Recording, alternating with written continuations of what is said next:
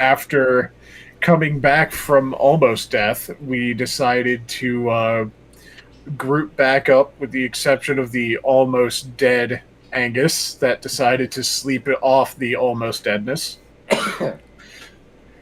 Um, we had pressed forward into. Last session was the one where Chester almost killed himself to save somebody again, right? Yep. I believe so. Yes. Okay, I wanted to make sure. I wanted to make sure it was last session and not the session before. Yes. Also, Okay. Bruno thanks you.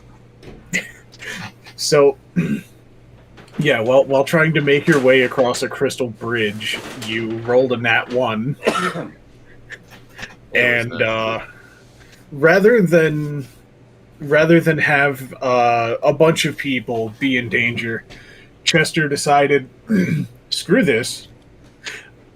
I'm going to help you, even at a detriment to myself. And boy howdy, was it a detriment, leaving him at a total of 4 health and his jaw dislocated from his body. After some healing and some pulleys and such were installed, we managed to get everyone else across the bridge that had collapsed. And we pressed forward yet again into the next room, and I believe that was the crystal puzzle, correct? Correct, that was the final room. Where we kind of skulked about for, I'm just going to be honest about it, an embarrassingly long amount of time, trying to figure out how to get the puzzle to work. Several of us almost dying again, but thankfully only one person getting down, but then immediately healed, so no death saves for them.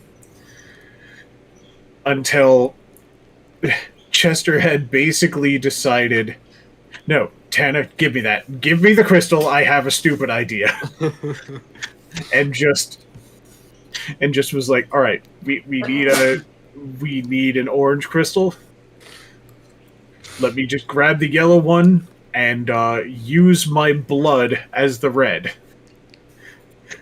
And even though that was not the intentional way of solving it, Cade enjoyed the concept that, we would think that I would at least think outside of the box, and allowed it.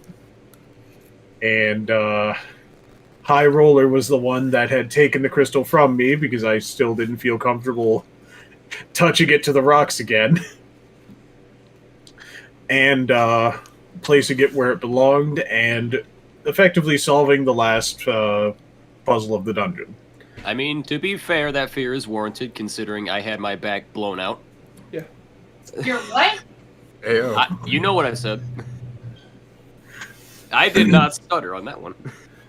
And we left that room with the deed to a park, the very park of which a staircase had appeared and let us enter into. Upon getting there, we found Angus asleep underneath the thing that I can't remember the name of. Gazebo. Gazebo, thank you. I thought it was that, but I thought I was getting words mixed up. So, regardless, underneath the gazebo, where we had basically a lot of us had to haul his ass back to the caravan. To where we ran into a couple of assholes that were hassling us for taking Casto's word for a delve, which Chester took exception to and promptly told them to fuck off. I don't think it was very effective, but fuck off they did. And we reported back to Casto, who had kind of put into perspective the fact that we just made this piece of earth that had disappeared years ago when the delves started reappear. And mentioned that he was theorizing that each delve was responsible for some weird going-ons in their respective regions. And after Chester gave up his share to Casto, that was pretty much where we ended off. There is one additional thing I would like to add that Casto specifically said throughout the various bits of research, and the fact that you did take a chance on him, that he'd be willing to be your merchant, essentially, on future delves. That he knows of a location near a very, very old tree that just kind of came out of nowhere. He believes it may have something to do with the Feywild, but it seems like every time someone goes to it, they get different information. So he wants to try his luck and see what he can get for you guys. Yes. But in the meantime, you have been given a couple pieces of information around Littfield. More specifically, you've been told the name of Casto's old, essentially like fence, like delving fence. Been able to help his crew out with taking a lot of the things that they find in the dungeons and taking them, selling them, getting good profit from them. So you know that, and Casto has also made it very clear if you are to go into the delve that he's looking into, you're probably going to need a wagon because you're going to need to break off of the main caravan. So, with that being said, you guys have roughly about 2 weeks of downtime. What would you like to do for the first 3 days? Or first 4 days, sorry. Right? 14-4, yes. Is it okay if I get an example on a possibility on what I could do in downtime, for an example? There is a significant amount of things that you can do. You can just get wasted and get drunk. You can go browsing for new equipment. You could start a relationship. Like, there's a lot of things you could do. Try and craft an item. Try to figure out various different things with some things that you have. Start like talking to some individuals, maybe getting good graces. There's a lot of things that you could do. So is Angus just waking up? You're waking up with not so much of a hangover, but you hit 0 hit points 3 times during that delve. You're a little like that was a good Saturday night. Fuck. Okay. All right, then I think I know what I'm gonna do. You're currently. Did anyone? What did you guys do with Angus when you brought him back? I would have tried to find his room, in all honesty. Okay. So So just leave him outside. Just no. So you It looked. Yeah. So you were in your room, lying on the bed, in Holly's Inn. all right. Angus just opens his eyes. He's just in a place like he hasn't been. He's like, "Oh my god! I just died. I just died like 3 times. I don't even know what to do. I'm gonna. I feel like I just need to find a church or something." And so Angus just like stumbles out of bed. He's just like, oh, like just feeling like half alive. He just stumbles out of bed and starts just limping to the door. Yeah. You do get a fairly decent rest, so you are back at full hit points. Okay. But yeah, it's coming back. It's hitting you hard. Yeah. Yeah. Angus just gonna make a beeline for the nearest place of worship. Okay. I think that's relatively easy. You make your way out and just kind of bypassing a couple of residents down the hallway and downstairs into the main lobby. It's a little loud. Just woken up. It's not the best thing you want to hear, but you're not hungover by any means. You make your way out and you realize that the wagon isn't moving currently. You're also aware that it's going to be moving relatively quickly here in the next couple of days. So it takes you not too long to find, I would assume, would be like a religious wagon.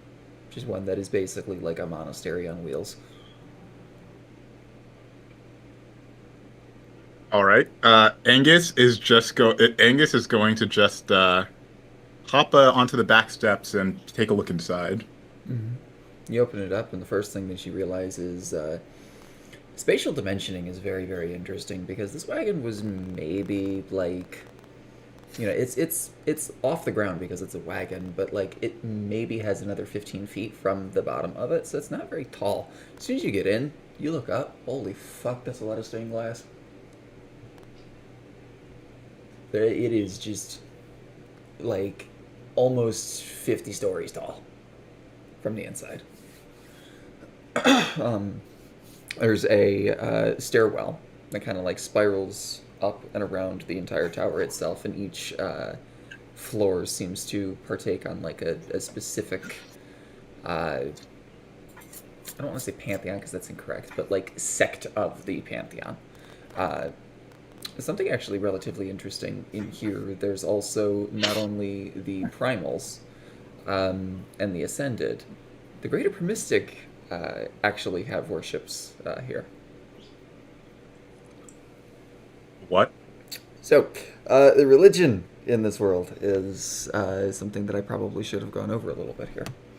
There are 4 different like sects of religion. There's the primals, which are like primal truths and just basically all-powerful entities. They created life, universe, and everything. Then you have the ascended, which are related or directly ascended to the king and queen of the gods. These are the more, like, I guess you can say, actual deities. Then you have the greater Promistic, which are essentially like an archfey would be a greater Promistic. It's someone that has a significant amount of power to be worshipped, but is not technically a god. And then you have the branded, which is a group of people who are ultimate, like their main goal or what they did in the past was insanely evil to the point where one of the gods basically smite them, and barred them from ever like gaining power again. And if you look at, everyone should have access to this channel, yeah? Yeah. If you look at Radis text channel, there is a world anvil that'll take you to the religion here. Oh, this is so well organized. Thank you. So it's the same pantheon as Yes. regular? Yeah, I'm using the same pantheon. I'm not going to take the Beast World pantheon. It's a little confusing for my tastes. Right. And I'm here too. The only thing that I would change differently, because it is the Beast Worlds, all of these would have like animal variants instead. Oh, Okay. gee, I wonder what Alpha Omega is. Probably a wolf. Such a mystery. So when you say that all these groups have representation in this Correct. wagon, Except for the branded. For okay. obvious reasons. Off canon, I like how at the bottom where it says "Find your way," the first thing is, "Do you need help?" Gee, oh shit.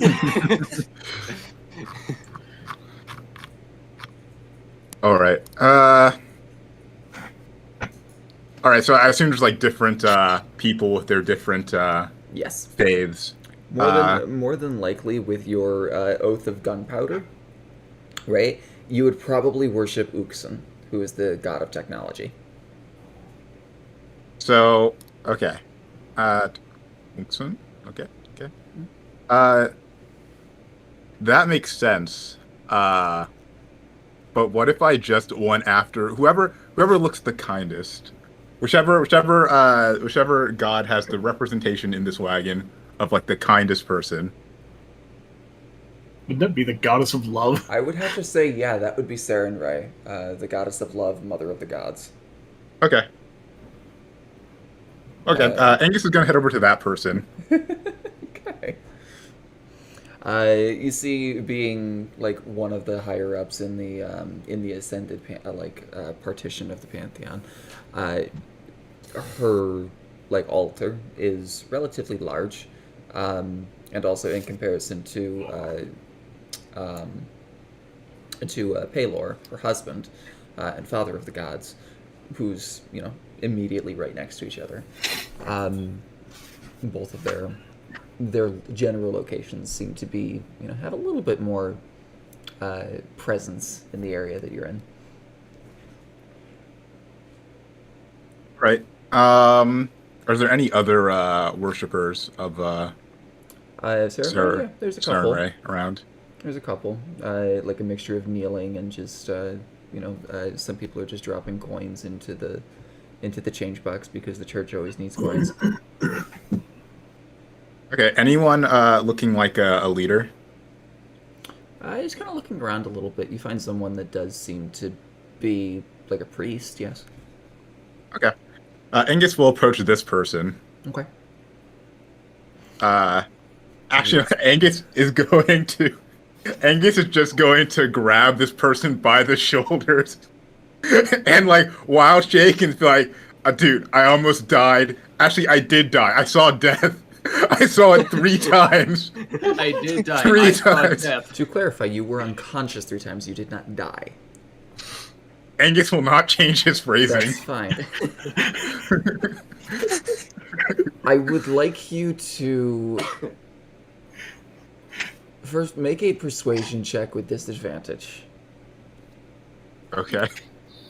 This is an exuding of like your personality and your genuine belief and understanding of what actually happened. Persuasion.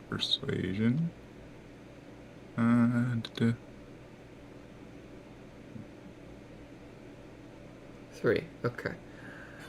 So you see this very large, hulking, muscled individual with just like cloak robes on, like cleric robes, like just the default like brown and gray. There's a little like some kind of a necklace that appears to be around this person, and you just reach up, you grab his shoulder, and he goes, "Well, hello, my son.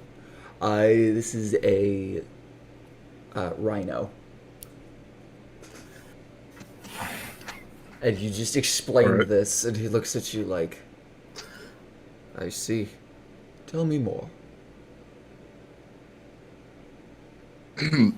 Okay. Angus is like, I touched a beetle. It went into my face. I think I was the beetle for like a second. And then I woke up. And I was in a gazebo. And then I fell asleep. And then I woke up again. And then I was in the hotel room, the inn. I see. There's like 3 people that were originally praying that are now either up and gone, or they're just staring at you, confused. Did you mean to come here for solemnity, for worship? Yes, that. I don't want to die again. Very well. He just goes over and just pushes you to your knees. And just says a light prayer.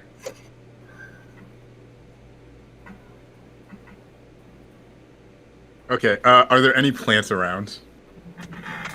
Yes. Any flowers, perhaps? I don't know. Yeah. No, like being like the queen and the mother of the gods, like yes, there would definitely be like lots of flourishing flowers. Probably nowhere near as much as the primal deity of nature herself, but there's a lot of like foliage around here. Angus is just going to just start muttering to the plants in front of this guy. Okay. What do you speak to them? Like, Angus is going to say, like, I'm going to be honest with you, my little green friends. I don't think this guy gets what I'm trying to put down. I don't think he's understanding. I don't think he's getting it. You hear back, I don't think you understand. When I was planted here, I didn't think I was gonna be a makeshift confessional. Holy fuck, people have issues. Why can you talk to plants? Wait, are you telling me they didn't even, like, ask you before they just put you here? I was born here. Oh, dude, that's rough. I, Want to get out of here? nah, it's nice. They keep me watered. All right, fair enough, fair enough. Angus, Angus just stands up and looks at the big hulking rhino man, and just asks, like, "Okay, Are you so, done praying, my son? uh, well, I was sort of wondering, what this deity, thinks about death." Can I just tilt this head a second? Death is handled by the Mistress of Ravens. I mean, but everyone dies, right? Regardless of who you worship. Why'd I have to go to someone else for that? Because that is her domain. I'll be She honest. is the The mother, the watcher of us. She takes us in when we fall. I'll be honest. I saw them over there. They look a bit less a bit spookier. I'm not gonna lie. Hmm.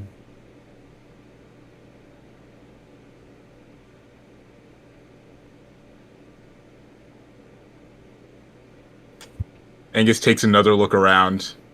You know, I think I've got an idea. I think I've learned a lot from being in here. And thank you for your time. The church aims to please. Feel free to donate to our cause on the way out. All right. Angus, on the way out, is there like a box or like Yes, a little? there is a donation box that seems like it has yet to be changed for the past, like, month. Okay. Angus will take from the jug with the holes and will pour liquid into his hand. Okay.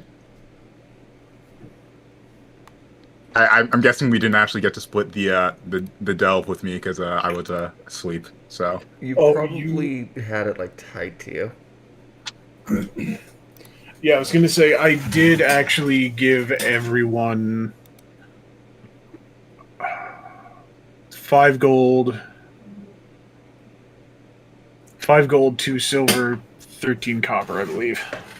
I like to think that we gave him that in like a little baggie and we just tied it around his horn. Yeah, there you go.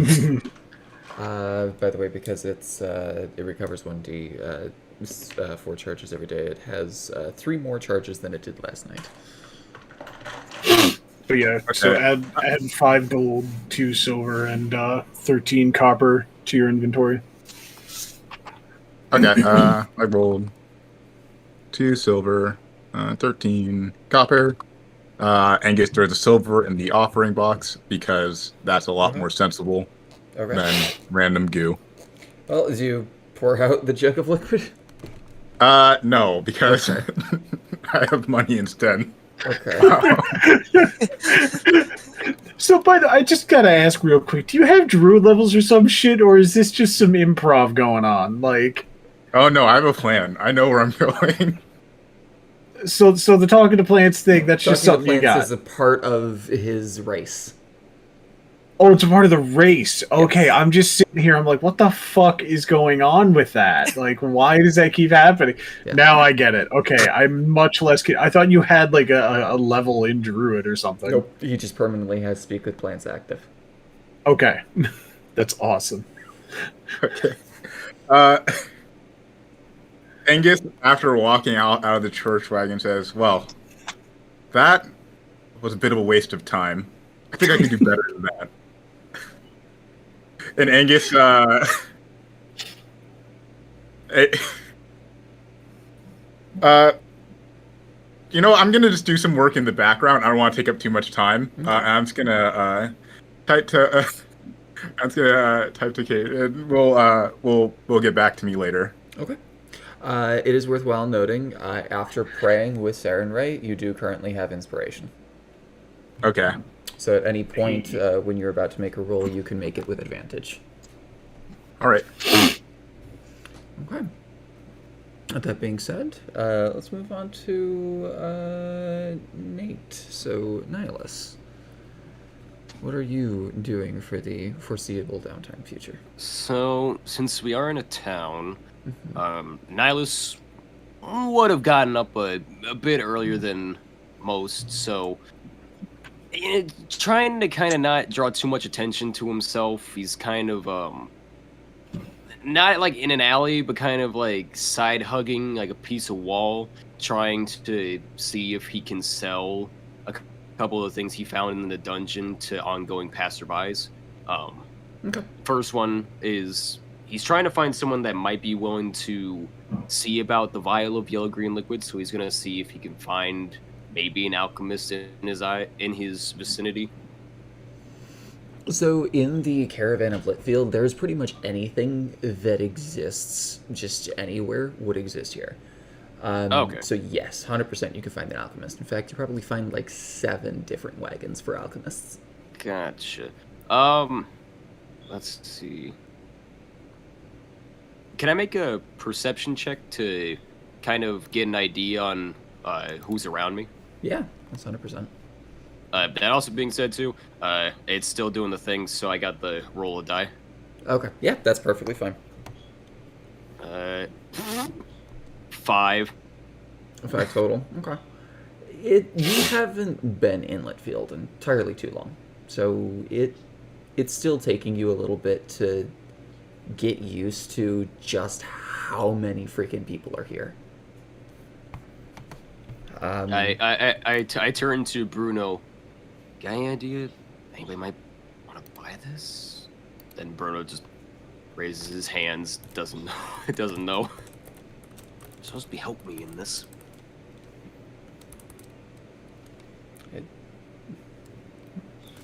We almost died for this yellow liquid. Somebody's got to be willing to buy it. And also, I just realized I'm basically talking to a rat.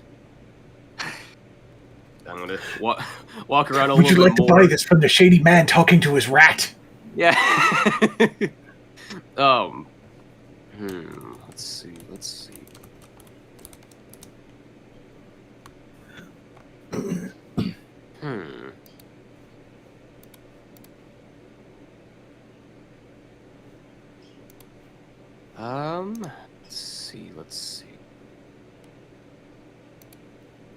Is there...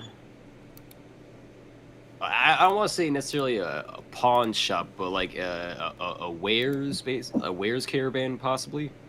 Yeah. Like a pawn shop also exists. Okay. Well, pawn shop seems kind of more like real lifey, so I'm like, okay, where's the guy that's just got a caravan and he's trying to buy and sell shit? Yeah. Where's old man Jenkins? Khajiit has wares if you have coin. Bush does not trust the strange Khajiit.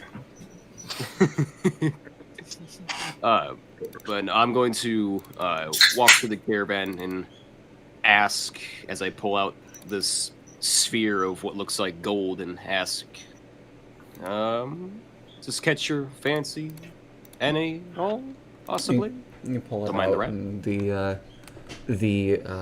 the rat behind the counter kind of just like smells like butter. I want to ask.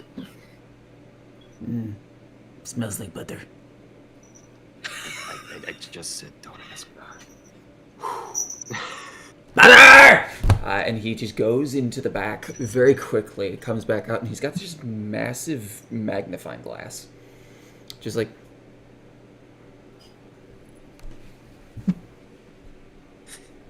Give. I slowly not toss it, I slowly kind of move it away from him, and Can I make a persuasion to haggle with him? Because at this point, it just sounds like he wants me to just give it to him for free. reading he's more inspecting it. Oh, Hey, okay. stop chewing on the cards. I don't trust this rat, but That's at the fine. same time, not the brightest bulbs, so reluctantly, I'm going to slowly bring the sphere to him. It's just like, yeah.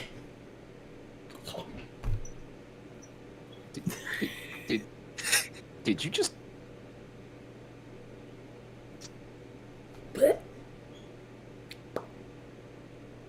Not bother. I knew it.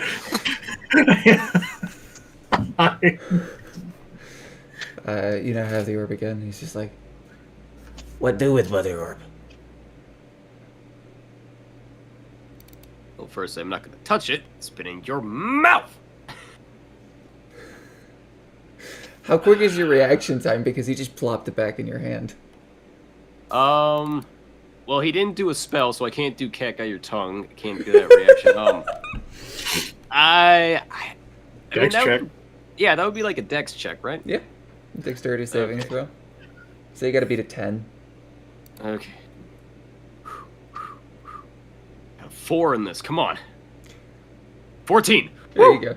So Okay. he's just like, yeah. And you're like, no. And it just clatters to the floor. Like, ting, ting.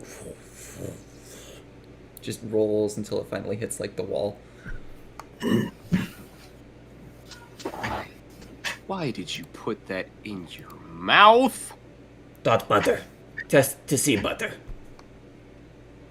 There's no other way to test if it was butter or not. I feel like you could have done this without your dirty mouth. He just, like, reaches under the counter and produces just a bag of bread. But it's already toasted and still in the bag. What? It's just like, could use this.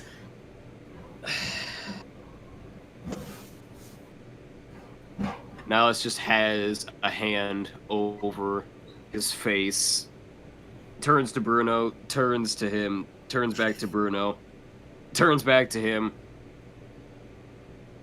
You have a good day. I don't think I need to be here. I'm just gonna pick the orb back up, dust it off with part of my clothing because it's covered in spit. Don't you have prestidigitation? Nope. That is a negatory, my friend. I do not. But before I go, when it's fun, yeah, but it's amazing when you don't take it. But before I go, I do remember that I did have that vial, so I'm like, wait a minute, and I kind of wave it around because I mean it's yellow. It looks maybe like melted butter, you know. See if he might have an interest in it. You produce it, and his eyes immediately just go wide. He's like, give. Please don't put this in your mouth. You hand it over. He uncorks it, just goes.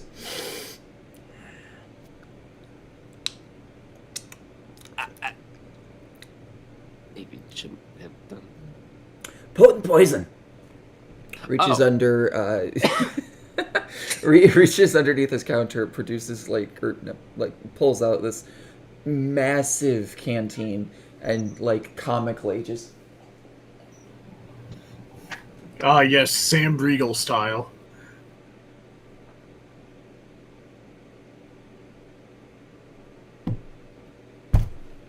And his hands are just back on the counter waiting for your next thing that you need. What did you just drink? Antitoxin. I will not argue with that. That is fair enough. That's fair enough, right, Bruno? He nods. Yeah, that's fair enough. I don't think I have anything else I could possibly give you, but do you perhaps know of somebody that might be able to help me a little bit more about the quote-unquote butter ball? Oh. You wanted to know more about that? Well, at this point, a polishing would be in order, but more information first. Is Cacophony orb. What now? Cacophony orb. I used focus magic. Weird stuff happened. The only thing weird was you put it in your mouth. Yes.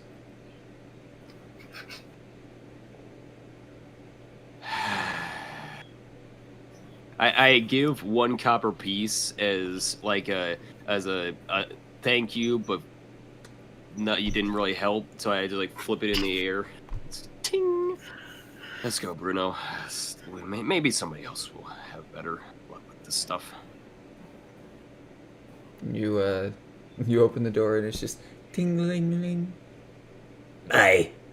It goes back down underneath the counter. And I think that's where I will trail off for now. I don't want it to take up too much time. Okay. I mean, to be fair, that was only about 10 minutes. Okay, cool. Moving on. Let's do Tanner. Roll me a d20, please. Okay. This should be good. One word, immediate roll.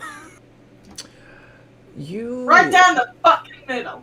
There's a moment in time where you remember going to bed. Why are you under a wagon wheel?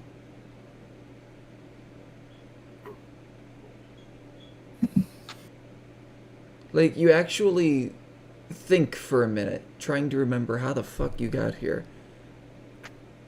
And then you realize the wagon is actually, like, pinning you. Like, it is rolled on top of you in such a way that the clothing that you wear are pinched underneath the wheel.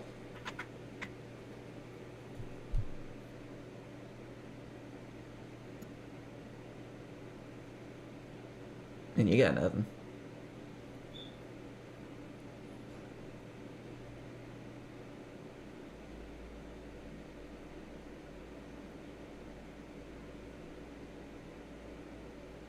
What would you like to do?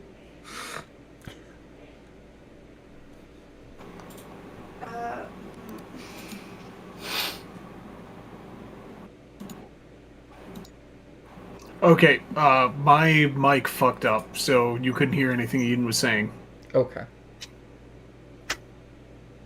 and I couldn't hear you.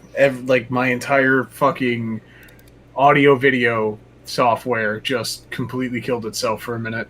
Okay. Do you need me I'll to... hear my comment of this doesn't look like my bedroom. Do you need me to repeat it, or... No, I heard it. Oh, okay. Eden could hear it. My headset fucked Luke, up. get out. Got it. Just Basically, go. Tanner Bye. has woken up with their clothing pinned underneath the wagon wheel. Okay. Come on. What were you doing?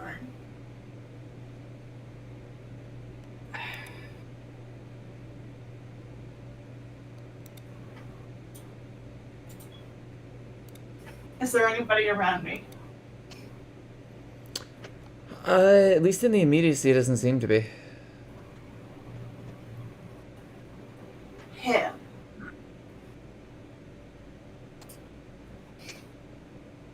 Does the area even look remotely familiar now that I've lifted my head a little?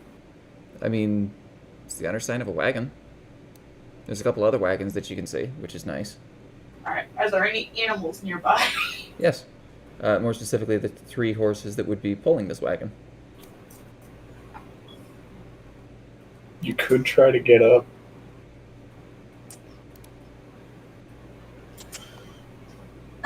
Excuse me. It just like peaks for a second. Miss, can you roll the wagon forward like about 5 steps? I didn't know you had that spell. That's great. Go ahead and make go ahead and make a either persuasion check with advantage or animal handling check.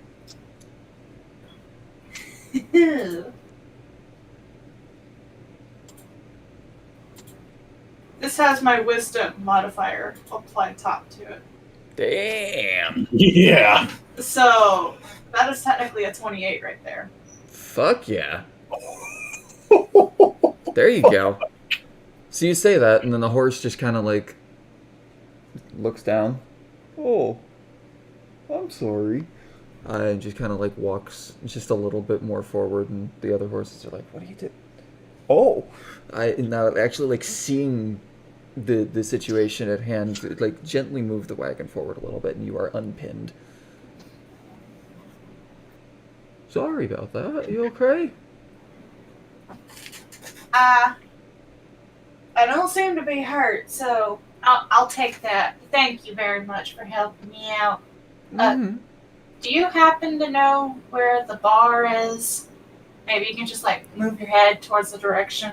Holly, yes, over that way. Thank you. It tips hat, reaches into the pocket. I'm gonna roll a d20 to see if I'm able to pull out a food item from my pocket.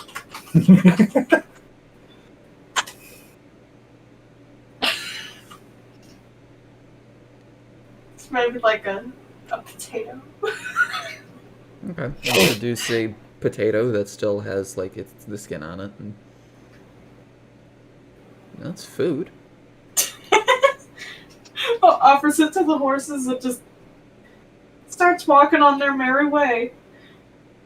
You offer it up. imagine There's a little bit of like a sniff, and then it's.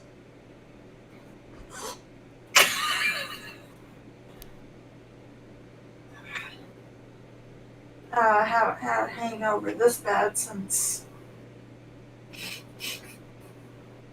Have I had a hangover this bad?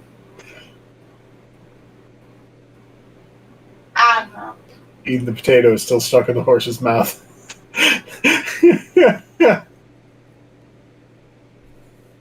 Is anybody around to see Tanner talking to a horse?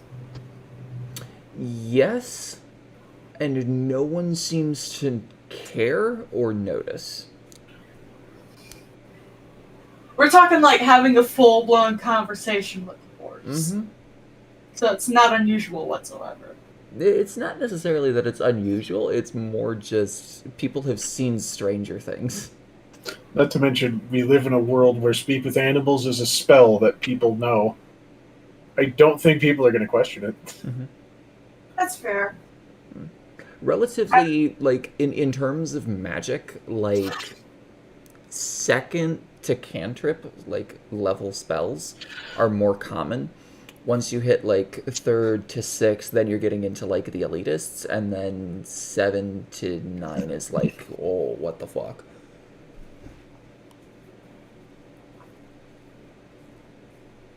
But, Tanner is going to look for anything remotely familiar, and whether or not I need to make a roll for that. For something familiar, I don't think you would need to. It's Tanner. I have to ask. Mm-hmm. No, I understand.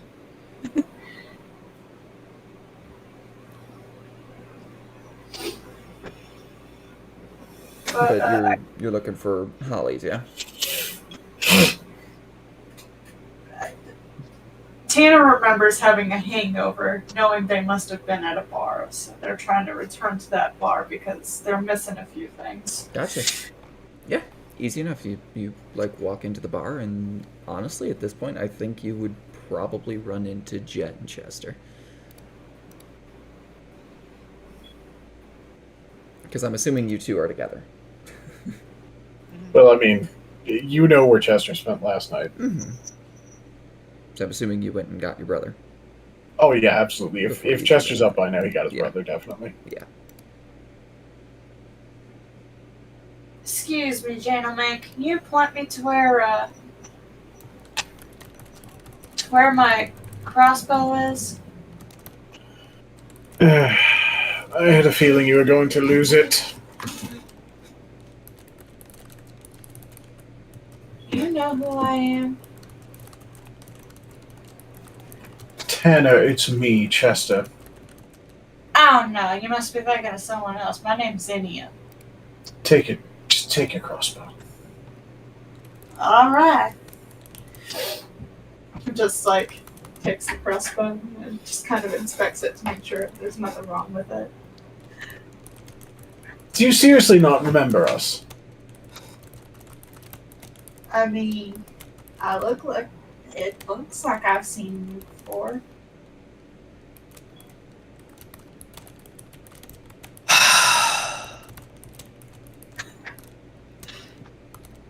Even Jet's getting pissed off with this.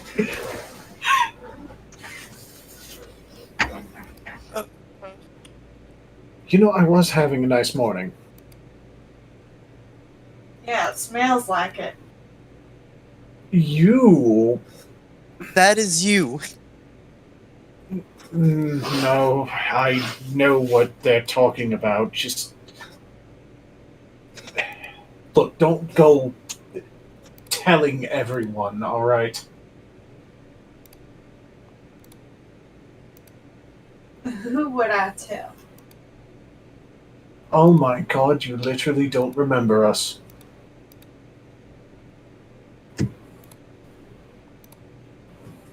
It's just a blank stare with the lights are on, but no one's home.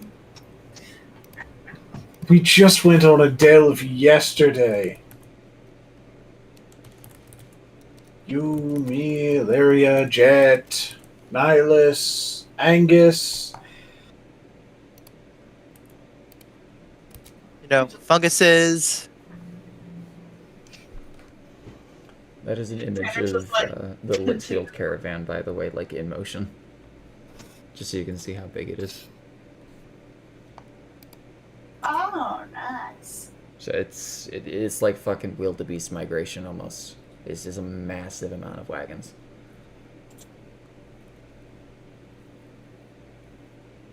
But sorry, go ahead, continue. Remember, I'm the one with the knives. I gave you my knives because you were having trouble with the hand axes. Just reaches around to where the hand axes would be. Indeed, does pull out a knife. See, it looks like mine. Just pulls out the kukri. You're on to something. It's a little foggy. You'll have to forgive me. Go ahead and make a wisdom save with advantage, Tanner. At least you're looking for here is a 14. Wisdom save, you said? Mm-hmm. Advantage. Nice. 19. You vaguely remember, like, snippets of being in a very wet, crystal-filled cave. There were some bugs. There were some plants. And a park. That's about all you remember.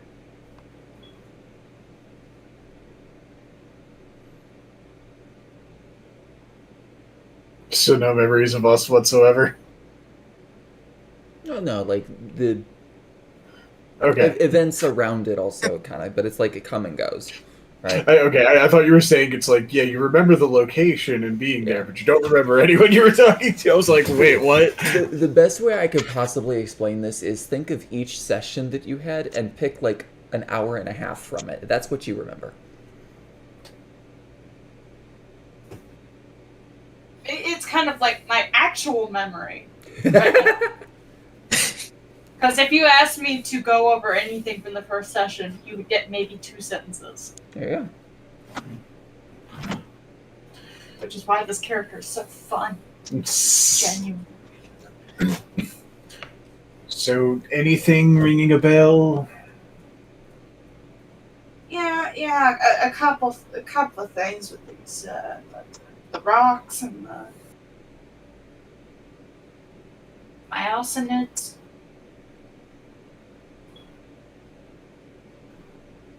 And drinks. There was some drinks involved. Yes, the last I looked. Where'd the armadillo go? Yeah, you and High Roller. You two were drinking yourselves silly. So, that's how I ended up under the wagon. Under the what? Oh, Huh? yeah. I was underneath the wagon over there. I had to ask the horses to help.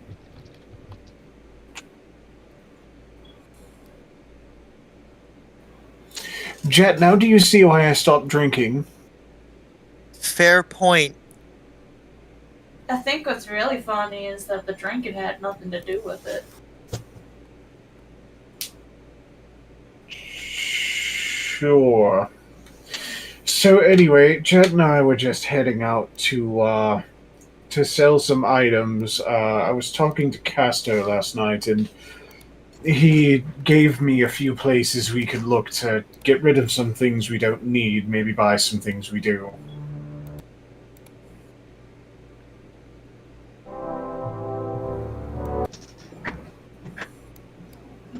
Tanner does just pull up a seat and sit next to the brothers.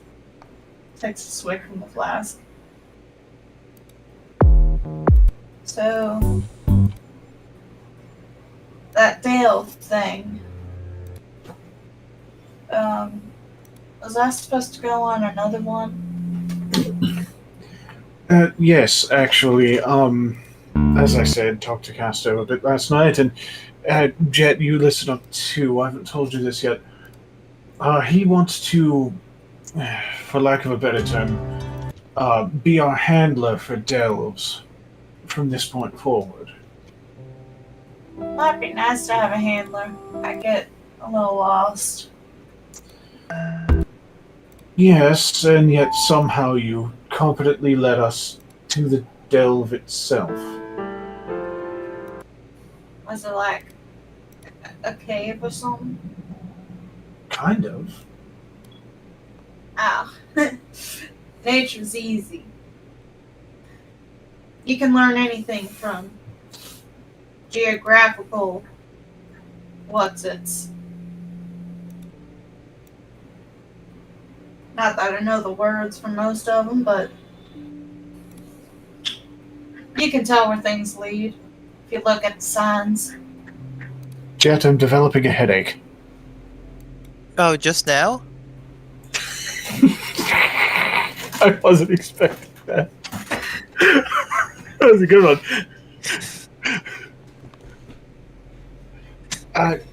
Fair point. But yes, that would be useful in the future, especially because the next delve is apparently going to be primarily based around the Feywild, which is all nature and all that. Is the Feywild supposed to mean something? It's just apparently what is based around. Like the last one's theming was like plants and all that. At least it seemed to be. This one apparently is Feywild. And with you being all about nature. Tanner just leans over to Jet and goes, "That's a Feywild. If I ask him, he's gonna get mad at me." I can hear you. We're sitting right next to each other. What? No, I don't. Oh, don't make that face at me. Why do I feel like that's bad? So anyway, would you like to come with us? We're going to go sell items, possibly buy items. Well, sure. So long as it doesn't violate my curfew. What? What? You know, be home by 10, that kind of thing. Home? What? You've been staying with us in this tavern. Oh, like a sleepover. Gods help me. Let's go. Everyone, Listen, so come long on. as we're not out after dark, we should be fine. Everyone, come on. My mama's a mean woman whenever I'm late. I heard. Let's go. Eat like an ibuprofen or something? I don't know if an ibuprofen can fix what you do to me. What the hell is that? You know what? I don't want to know. And Jester will then be practically dragging these two to where Casto had tipped him off. I can't remember the name specifically. About your fence. Pardon? About the fence. Yeah. Upon entering, you see this feline. You're not too sure of the species, and it would be rude to assume otherwise. Who does mist in the wind greeted today? I am Chester Williams. This is my brother Jet Williams, and that is Xenia, pleased to make your acquaintance. whatever.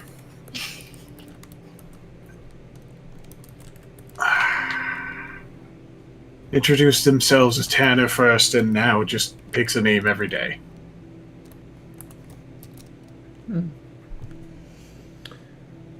I do not.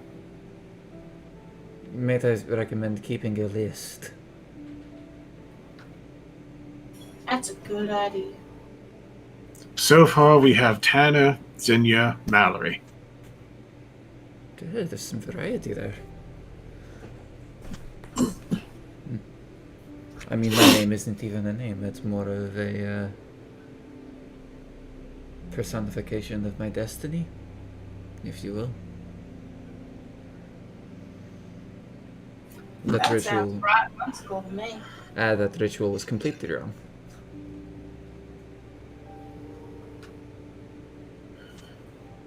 I would feel it rude to pry. So, if it's all right with you, I would like to get straight to why I'm here, if possible. Aye. That would be most expedient. Interesting. Capable. I'm assuming you have things to sell. Especially Yes. if Casper's brought to you, probably from a delve. Some from a delve, some from wherever the hell they've been. A little weird. No. Anyway, so we've grabbed a few things that really aren't of our. They're just not useful for any of us. And he will first pull out the. Actually, no, he's just gonna grab the hand axes. A bit bland, but one of our party members was using it and it wasn't really effective. I don't think it would be effective for any of us if you have any use for it. And you present. What is this? Just 2 hand axes. The 2 hand axes. You. Do you just like set them on a counter, or are you just holding them in front of you? I'm holding them up with like the handle facing her. Well, set them down. Let's take a look at these. She just, they just kind of extend their hands in kind of like a swirling motion, and you see sand kind of start to gather almost in like this,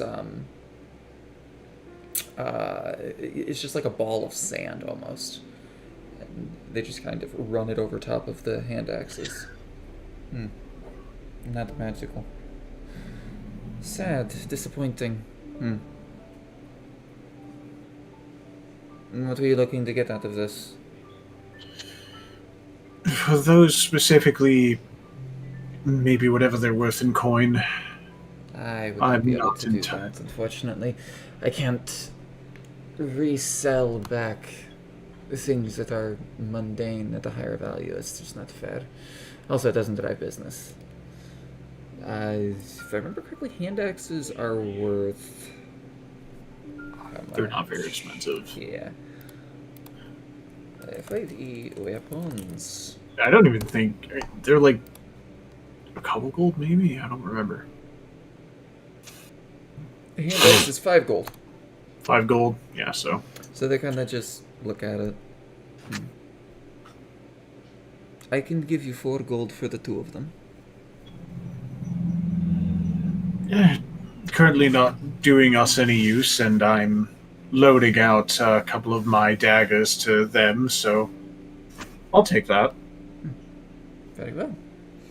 They reach underneath the counter, and after a little bit of time, place up 4 gold pieces, take the 2 axes, and set them off to the side. Now for an item I think you'll actually be interested in, at least I hope. After I get rid of the hand axes in my inventory. And he will pull out the stun club and set that on the table. Unfortunate, I really like it, but bit heavy for me. Bit heavy for all of us, actually. This is just a club. Like a simple club. Simple weapon club, not a 2-handed club. Yeah, just regular club Okay. with the stun I stuff. just wanted to make sure that you were aware of it. It's not a heavy weapon or a 2-handed weapon. No, it's just strength based, which is why none of us can use it. Fair point. They yet again create that sandball, kind of run it over, and you see the weapon specifically where you can tell, like, the technology and like the arcane crafting like intermingle almost, and they just kind of like flashes just briefly. This is a bit more interesting. Okay. They look at it briefly. Well, unfortunately, because of what this is based on, this isn't driving up the price significantly, but I could probably get 3 or 4 gold for it, so I'll sell it to you for 2. I don't suppose you have anything of interest to us that you would be willing to trade, do you? Trades are not something I directly do. However, I do owe Casto a favor, and if that is what you would like the favor to be, on his behalf, I can do so. Would Casto have mentioned to me that she owes him a favor? No. I'm not going to take advantage of something I didn't know about. Respect. So, 2 gold for the baton.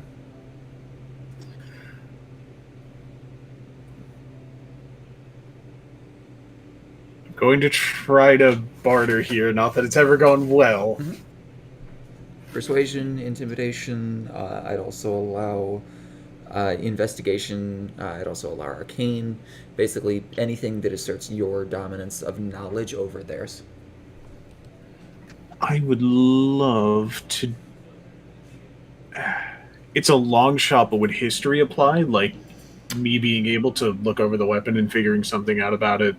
I would say yes, but that is with disadvantage because it doesn't have a pertinence here. Got it, okay.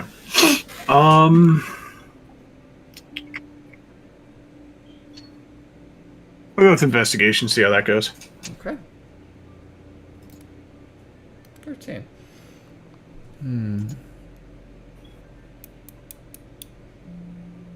Well, I'll be honest, I don't think, as I said, I could get more than maybe 3 or 4 gold for it.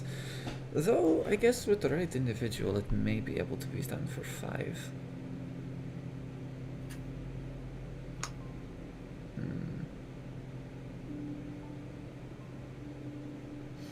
How about 2 gold, 5 silver? Works for me. Very well. Reaches under, grabs the coins, set them on the table, and takes the baton, sets it off to the side in a little bucket with the hand axes.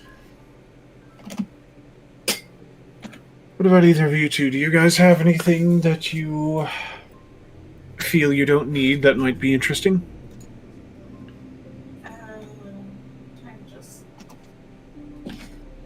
digs through their pockets for a second. I got a harmonica. You've got quite the eclectic collection in there, I can tell. Oh yeah, I got loads of stuff. I don't even remember what's in here. Did you want to sell the harmonica? Yeah, I don't even know how to play it. It's probably better for everyone else if I don't try. It might be cheaper to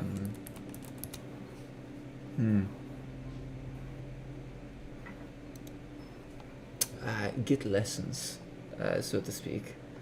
And it's just like getting the feel for this. This isn't going to be much. Like you maybe a couple silver pieces. Think about it this way, Tanner. If you do learn how to play it, you could perform for some extra cash here and there.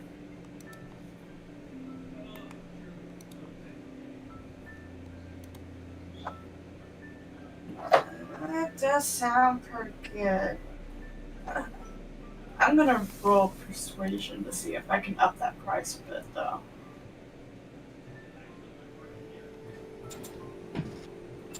Be right back. Okay. That's technically a 26. 26. Alright. I need to fucking find... I swear to God there should be like one whole appendix of costs. But there's not. And Would be it's nice. Annoying.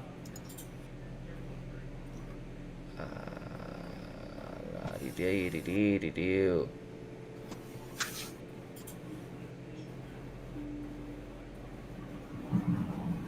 That's all downtime activities. Those are expenses. Equipment.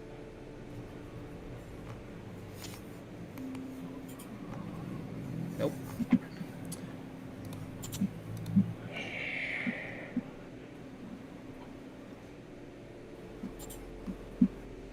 But that persuasion is Tanner trying to pass it off as an antique harmonica. Okay.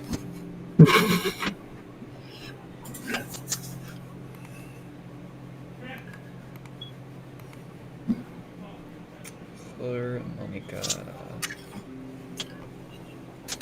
Well, there's every fucking hide armor in existence. Jesus fuck. I almost choked on my drink. I am sorry. Nothing to apologize for. It was just really funny. I honestly don't know where I even got that from. I think I was flavoring something from my background. And back. Welcome. Yeah, I think I got a musical instrument from my background. Yes. No, definitely. You could just use the same cost as like a flute or something. Yeah, I would argue pan flute. And now you're trying to pass it off as the equivalent of an antique pan flute. Yeah. Why is it not considered a... Okay. Because there's like two types of adventuring gear.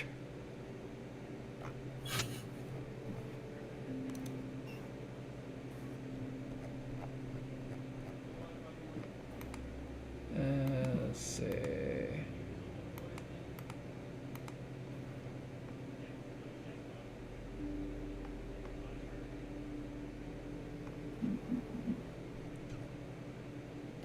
Holy Lord, okay. D&D, you need a better, like, list of shit.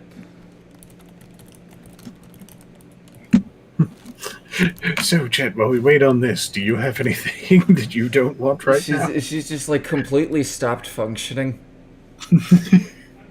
But I don't have anything else. I like what I have. Right Okay, there we go. All magic instruments are 5 gold, masterwork instruments are 100 gold. Okay. So by saying it's an heirloom, she like, or they keep saying she, they. It is a they. Okay, it is a they. Okay. They are a they. Yes. Kind of look at it. Well, it's not. I have to take you at your word. There's my method of divination only tells me if it's magical or not.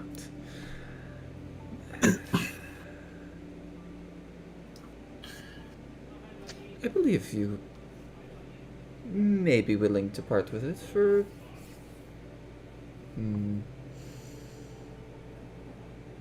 I could probably get 15 out of it, so let's say 9. 9 gold.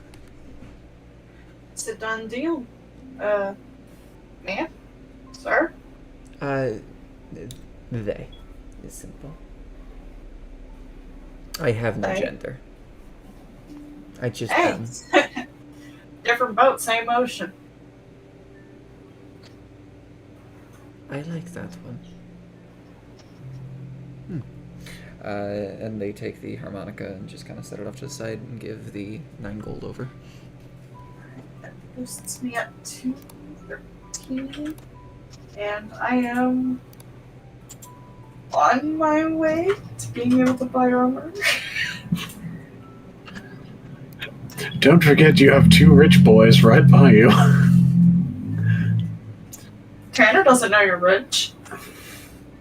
Would you seriously look at Tanner doesn't even Chester? know who they are. Fair. That's fair. I didn't really think about that. But with those transactions, also, I have something I'd like you to take a look at. This is, at least to me, the most interesting thing we have on our person, our entire crew. I don't know if I'm willing to sell, but I would at least like to know if you can make heads or tails of anything outside of what we already know. And he is going to set the deed Ooh. on the table. Well, now, ain't that interesting? Right. Okay. And what, pray tell, did you need to know about these?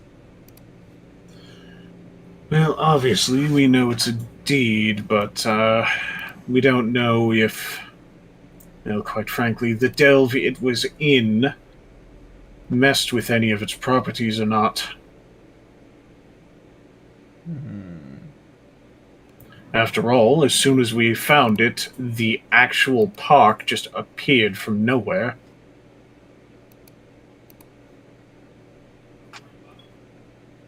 And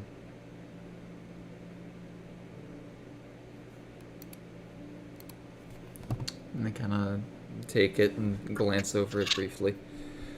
Oh, fortunately, this is a bit out of my preview. This is not magical. It's mostly just taking this at face value. I personally would not be willing to purchase this from you. I have no way of knowing its credentials. You may need to go to someone who's more apt with documentation. Perhaps a historian or something of the like. Though if it's real, you may be sitting on a gold mine. Congratulations. Possibly, but I definitely, thank you. I definitely did want to make sure it wasn't enchanted. Let me see that one more time. Just hands it over. They do the thing again. No. Completely mundane. In fact, this could be easily ripped up, so might want to keep it Yes. secure. I've been keeping it in this envelope. It will not leave it. At least until we've either framed it as a success or sold it to someone who's a little more apt to keeping it. But that was a bit of a concern. I wanted to make sure it wasn't just going to start doing random things.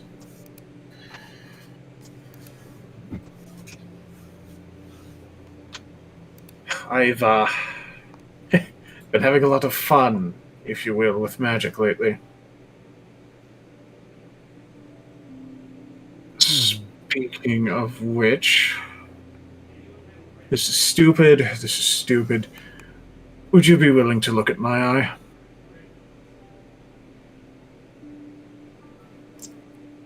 Perhaps I should explain. He literally pulls his left eye out.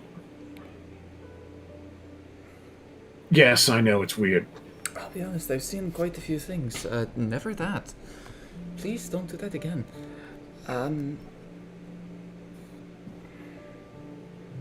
They almost look hesitant.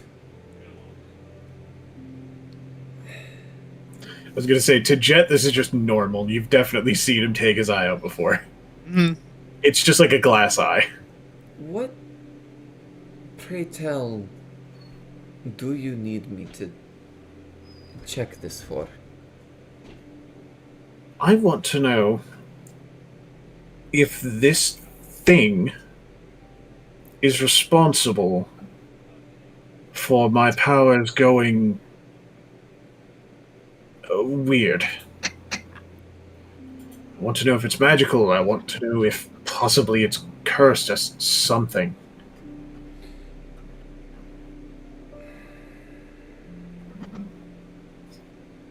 I'm not getting rid of it either way. I just want to know what I'm dealing with. If this item is possibly cursed, I would need some level of insurance. Especially if you say it's given you weird powers. Have you bonded with this item yet? It is attuned to me. And from what I can tell, its negative side effects don't really do anything to anyone but me. But it's almost killed me twice. Is this actually taking up an attunement slot in your inventory? I believe... What am I? Third? Yeah. After the level up, yeah, I believe so. Okay. Because it went from the flaw for a feat, and now I believe it is... I believe, if memory serves correctly, I started getting the cursed item. Or not item, artifact. Not yet, no. Not yet, okay. So you have not attuned to this. Okay, I thought I did. That's my You're bad. good. You're good. Just want to clarify that. I thought that started this level, not later. If you would like me to identify this, most curses are hidden behind something that unfortunately can't probe, at least on a basic understanding. I have higher magics at my disposal, but those come at a cost, you understand. From the information that I would be able to get, it would not include any curses. Just whether or not this is magical and what it tries to tell me on the surface. At the very least, that's all I ask. If it is cursed, even if you can't find it, I've already decided I'm going to live with it. And they create the sandball again, kind of run it over it. And it doesn't even glow.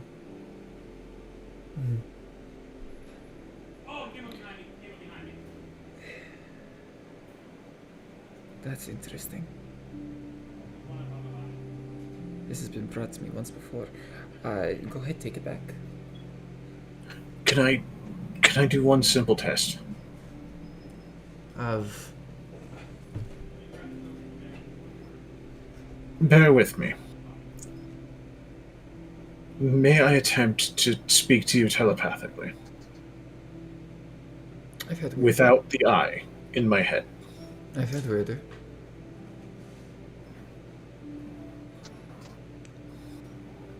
Would you allow me? So, if... I mean, granted, it's technically an item, but we're flavoring it as his powers. So, this allows you to do it once per day for free. You would need to do this twice in order to test it. Oh, no, this is a different thing entirely. This is the my, message glove. Yeah, earring. Yes. But yes. But I would tie it to specifically, like, Yes. if his powers would shut off without this in his head, this wouldn't Yes. work. So you So- go and you attempt to make a connection, and normally where there's that, like, tether, that string that almost, like, syncs your minds up, it's just gone. There's nothing. I can't do it without the eye. Then it is the source of some of your power, at the very least. Something to note about these. I have been brought a couple before. And to be honest, I'm kind of kicking myself in the butt now that I didn't charge you upwards of about 1,000 gold to look at this. It's potent. In time. So, it will evolve. So you're telling me that this is going to get stronger? Maybe not stronger, but more versatile at least. It's more potent. I've had an item that was brought to me, and upon cursory inspection, it seemed like it did a bit more damage. After a few delves, the person came back, and suddenly it could set people on fire. Furthermore, well, it turned things into paste. So, keep this contained. I mean, as I said, it almost killed me twice. And he'll just take it back and kind of like turn away so no one has to look at him pop it back in his head. They turn away. Apologies again.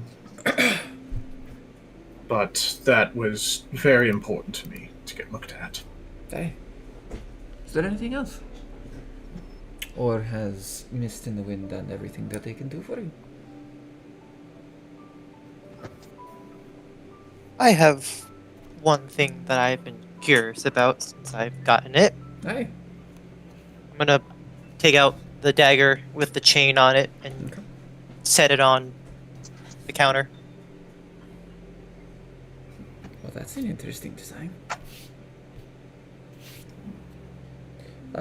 Kind of creates the sand vortex yet again. Other than being incredibly unique, it's not magical per se. It's well made.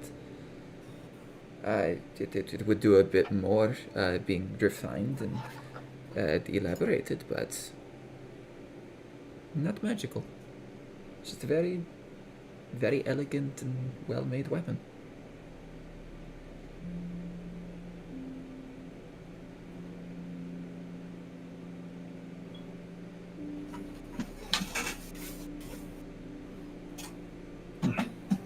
Perfect. Thank you.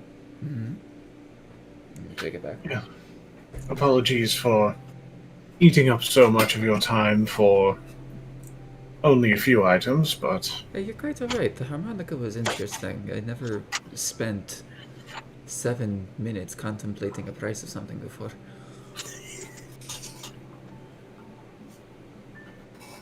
To say that Tanner has a smug look, a slightly smug look, it's a bit of an understatement, but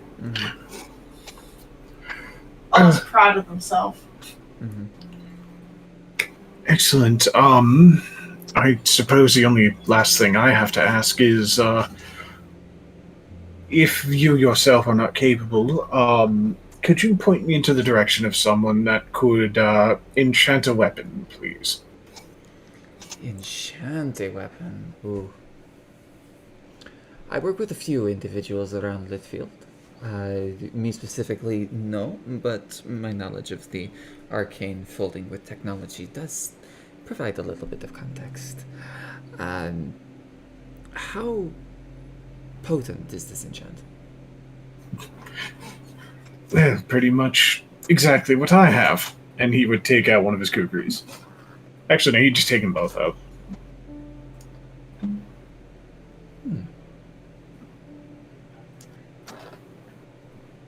Hands them over if she's willing to look them over. I set him on the table. Does the identify it again? Basically speaking, they are literally everything that makes my kit possible right now. They're like my spellcasting focus, and they always return to me. Yep. I'll be honest. I cannot Having disarm. those on such a mundane weapon is impressive. Normally it requires a few bits of refining in order to add additional enchantments. This one has 3. Thank you. I literally did it myself. Why are you seeking assistance? I was only able to do it twice, and then I wasn't able to do it myself again. My subclass only lets me do it twice. And then I didn't have the gold to get the 3rd dagger enchantment. Womp womp.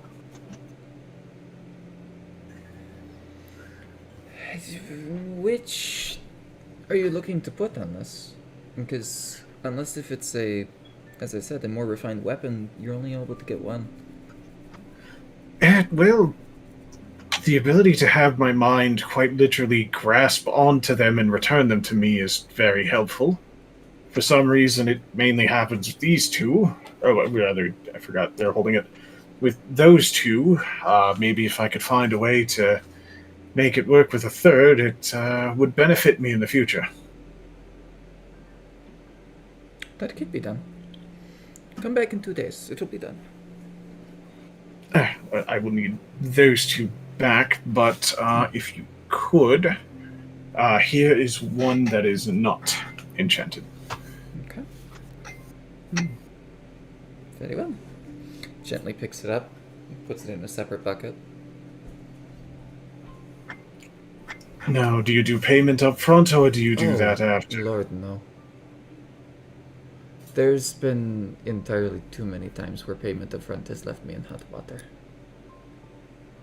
Very respectable. I come from a place where people overvalue money. I know. You both are heirs to Williams, yeah? Yes. Yeah. I'm surprised you recognize the name. Yeah, Littfeld has been everywhere, and honestly, I grew up there before moving in with the caravan. Really? To say I knew your family is an understatement. They did a lot of under the table things. I'm sorry? Maybe I should let your parents talk to you about that themselves, yes? Just as you do not wish to redeem Casto's favor, I shall not villainize your parents in front of you.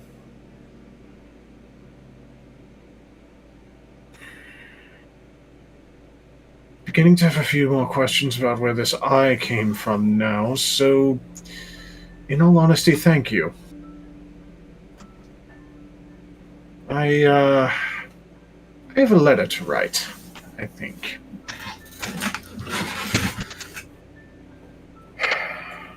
And as you all kind of conclude your business, say your farewells, you turn and you hear just the shutter from the side window just like pop open.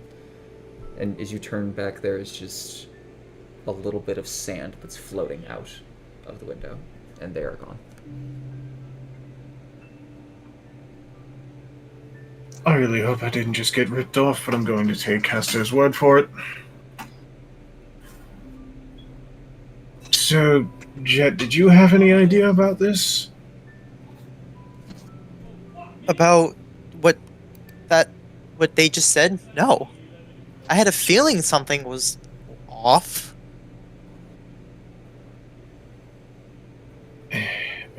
Again, it might explain where they got this thing, but I didn't think it was that regular.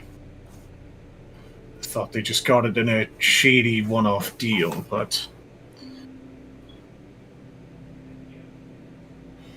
also, I just looked at the fucking Roll20 and I just realized there's 4 slightly different shades of green for each of us, and it's really starting to bother me. You've got orange, green, green, green, pink, green. Actually, that's more of a magenta. But still, I just... Nate's and Gabe's are like barely different. Mm-hmm. Like you have Gabe and then Nate and then you, like, just tinting the shade by, like, maybe 0.5 on the value. Then Hey, fucking different. and then Neff just got pine green over there. If it's just neon. Alright. Moving backwards. I'm the best green. We go back to Nihilus. And So, your broad search to possibly find a I'll be right identifier back. for the butter orb. so Exotic butter orb. in thinking, the orb might be of some use, and on the possibility of the venom, if I find somebody to sell it to, then that is fine. But for right now, could possibly be useful in a delve, so he's going to hang on to it until the possible opportunity happens. But I'm interested about going to a tailor Those exist. to see about making a robe for me and making like possibly something for Bruno. I knew it. I knew you were gonna You mention know that. I wouldn't exclude him. Upon entering, you are greeted with a German Shepherd. Is the best way that I can explain this. It's a little bit of a mixed mutt. I immediately put a hand like over Bruno to kind of just like, all right, go in the pocket real quick. And whoever this individual is, first off, it's kind of interesting that you're in a tailor when this individual seems to be wearing almost nothing. He They, for like lack of extraneous description, they are essentially wearing like booty shorts and a crop top. okay, cool. I thought you were about to say like the thing that Borat wore. I'm like, Too much. Too much. like that would have been like, No. okay. That's worse than No, Daisy no. Dukes. Has a spiked collar on, kind of like a, that you would put on like a Doberman, and has multiple piercings running up through the very pointed ears, to the point where there's like bar studs that go through them as well. Is this demon? Jesus. They seem to be just kind of like working on something on top of a mannequin, just like pinning it rapidly, getting measurements, stitching it by hand, so on and so forth. Majestic. As you enter, the bell kind of ding, ding, ding, ding. I be with you in 1 second. Come on. And there's a moment where you just hear, yes! And then the shirt that they were working on the mannequin just completely falls away. Damn. Can I assist in picking up the shirt? Yeah. As they're kind of like, you just pick it up. Thank you.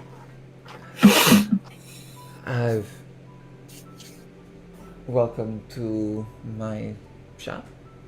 What can Deanna do for you? Do you do custom clothing for Do I do custom smaller clothing? Yes. creatures? Small As Bruno creatures. pops out of my shirt pocket. Small creatures. So you're talking like oh. He does like a little wave, and then with the awakened mind, he's gonna let the tailor know his name is Bruno. Hello, Bruno. And she just kind of extends her paw, It's okay, bro. kind of scurries on it up her I was thinking of possibly a robe, a cloak, possibly. We tend to want to keep a more stealthy approach to our delves, and I think with a robe and a robe for myself, this would help. Are you looking for function? Are you looking for protection? Are you looking for enchantment? Or are you looking for fashion? Is it possible to get protection and fashion? I can do that. Okay. I cost a little more. How much are we talking? Well, this all depends on how fashionable you want. This could range anywhere from a few gold pieces, maybe 7, to 800 with the finest materials. If I throw in 10 for both me and for Bruno, what could you come up with? 10 for you and for Bruno. Well, yeah, to be honest, this little guy is going to probably not even take a gold with the material needed. Smaller creatures tend to get their clothing a little cheaper. I'm still Obvious gonna reasons. give you. I'll still give you 2 for ingenuity purposes. The other remaining gold can go to yours, though. So, I don't want to put 18 on it. Let's go with 15 for right now. 15. Fair. I could do something. If you're willing to sit in for a measurement, we can discuss. That is fair enough, but this might be a little bit difficult. I say, considering I'm about 7 feet tall, so I think I'm just looming over at this point. Yeah, this is a big dog. You might want a step stool for this if you're going to take my measurements. I've done Dragonborn before. That is fair. I cannot No argue. Those one exist here? So, What? I said, wait, those exist here? yes. Yeah, they're just incredibly rare. Same as jackals. The only other question I would have, do you have a measurement tape small enough for Bruno? I wouldn't need a measuring tape, per se. I would need thread. As I say, Bruno is also thinking with intrigue. Oh, It's like speaking of, and she kind of like scoops him back up and puts him back on your shoulder. If you're able to put, she kind of like gauges you up and down, 3 hours aside right now, we can discuss some things. That is plenty of time. Perfect. Before I go, though, quick question. And then I pull out, firstly, the sphere of gold. And I ask, is there a possibility that you may be interested in purchasing a sphere of gold? Totally not made from a vat of butter.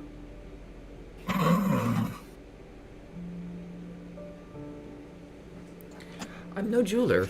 I wouldn't necessarily know how much it's worth. Unfortunately, that's a bit out of my purview. That is fair enough. There's a few people around Littfeld, though. I know you are also more of a tailor than anything, so an alchemist may not be up of your alley, but what about this? And it's the vial of potent venom. Yet again? Not really, no.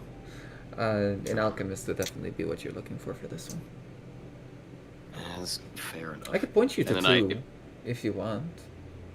Can you point me in the direction of 2 people that may possibly want these? Indeed. Both the sphere and separate. As I go and give the gold. Mist in the Wind's Caravan, just further there.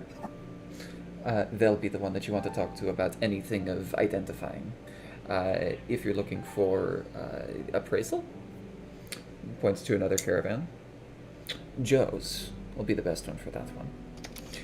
As for the alchemist, Joe may be able to help you, but I don't know who's running it anymore because Rita left, but that one over there would be good for you. Alrighty then. And then I go to shake their hand, and before I go though, one more thing. Fur around the hood. For a little bit of insulation, could get cold.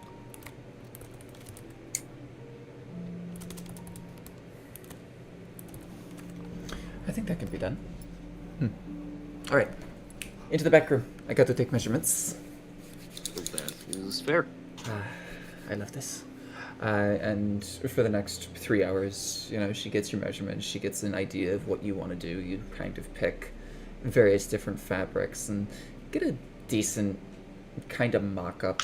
And then she takes like a sheet of parchment and various colored inks and draws essentially what she would be making in like a front, a side, and a back view.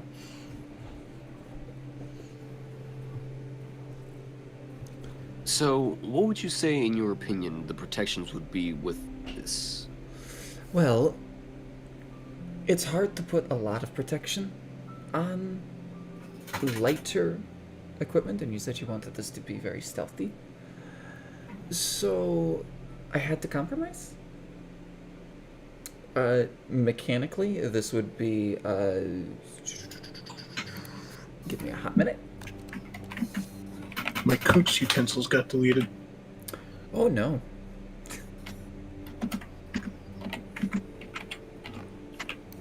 That's one of the things that I wanted to do, is get proficiency with those. Those are important. Especially because I promised a certain someone that I would bring some baked goods. So this would be light armor. It would be equivalent to leather. That is fair. But it would also have the benefit of you gain advantage against checks against weather. Oh, okay. You specifically asked for like the fur-lined hood. That is fair. That's actually pretty huge. And what about Bruno? Oh, she just kind of reaches into the crop top between her, and pulls out just, it almost looks like a wad of cloth until they kind of give it a quick flick, and it is the exact same robe But small. that she drew, but incredibly small. You just see his eyes just beam with joy as he gives it over to Bruno, who puts it on like a person. Not me helping him put it on, but no, he just... And as he gets in my pocket, he like puts the hood over, and you can just see his nose poking out. You can't see his eyes. There you go. Oh, so it's like... That's great. I love it. This is wonderful. So, there will be a manner of costs. You said 15? Yes. Bruno's is less than 1. So I had 14 and a half roughly to pay with yours. Commissions, obviously, a little more expensive, but because I had so much fun, Bruno's is free. And in response to that, very much appreciated, as I give the tailor 17 gold pieces. Please, you have done more than enough for us. Dankeschön. And she ties it to booty shorts.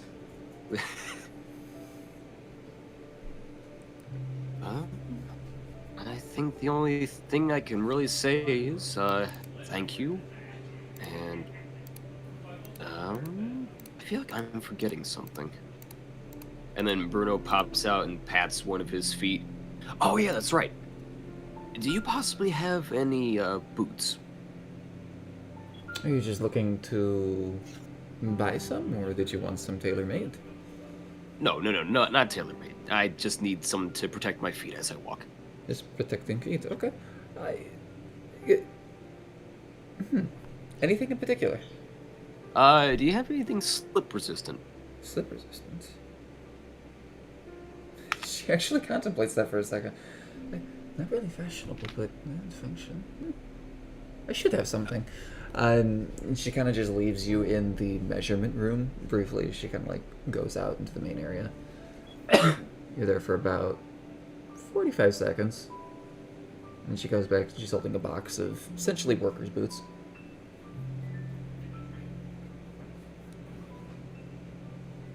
It's kind of funny because I'm thinking of the Clemens work boots that they gave me, and so it's just like this cheap gray that's like up to my knee. Not that bad, no. Think like dress shoe boots. That is They're fair. German. Give them more credit. I go and pick one up. I Pick up clocked another. it too. The German Shepherd Taylor. To be fair, I didn't clock it until Dunkasha. Yeah. Well, I guess to keep stealth, I may as well put this in the same color as the cloak. What's the color of the cloak again? Whatever you want it to be. You guys picked out material together, so I think for stealth purposes, I would say like a brown to green probably would be for best.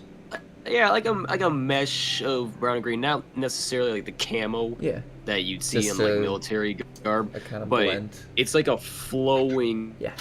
brown and green. That sounds really bad, but Yeah. it's like nicely coated. And you have like a deep forest and spruce forest. Bruno's is the same, so perhaps something darkish green.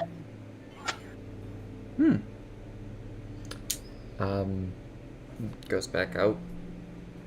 Comes back in, exact same pair, just a little bit more matching to the color. It's just a little off. I turn to look at Bruno. He does the same. He just puts a paw out and kind of flails it slightly. I tried to I think find that will work. something close to the material, but I don't have it. I'm sorry. Right now, these will do. In due time, I will be back for a tailor-made. Am I doing this a bit too much? As I turn to Bruno, and he's... No, do not think this much. And she goes and she puts the other pair of boots kind of off to the side and just... Those are with the extra that you've given me. They cover the costs. Keep it. I will not argue with that. I appreciate the gesture, though. As I put them on, kind of tap them slightly to kind of do that. Yeah. Right, Upon like immediately standing, first off, they're new shoes, so you feel like you got to break them in a little bit. Yeah. So dexterity saving throws for your first delve will be a disadvantage. Okay, that's... I can work with that. That's fine. Or actually, let me mechanically change it. The first 4 dexterity saving throws that you make are at disadvantage. That works as well. So you can keep that marked in the tally somewhere if you want. There's like additional resources button underneath. What is it? I think it's your feats, flaws, and like bonds and ideals Yeah. and stuff. I You could will just put four there. There you go. Just so you can keep a tab on it. Remember it. Okay. But Actually, last they are possible non-slip. They ain't moving. Last possible. Sorry. You're good. Last possible question. Do you have any cheese, perhaps? I don't. Bruno kind of puts his hands out and slumps them over the shirt pocket. I'm like, oh. That's fine. That's fine. But thank you for the information and for the lovely garment. I will now be on my way. Aye.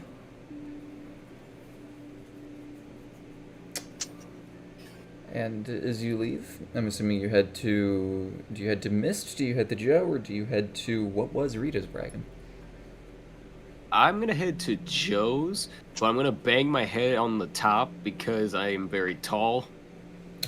This is even more interesting as you enter. There is no door. It is just an archway. Oh. I Um, am an idiot. no, you're fine. Like, you can still bang. Like, you still bang your head completely. But I like to imagine, like, even with like the massive like opening, I still find a way to like dink my forehead. At the very least, like, your ears clip. You are greeted with An individual whose species cannot be determined. Is this more of like a chimera situation, or is this like? Is just this person is just completely covered head to toe in leather bandoliers, strappings. Like you can't even see fur color on this. Oh.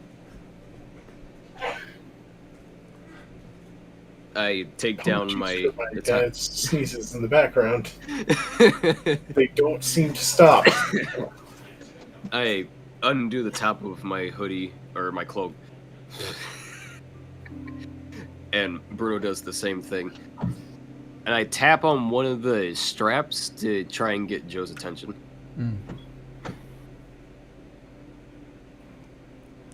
It just turned to you. Don't speak.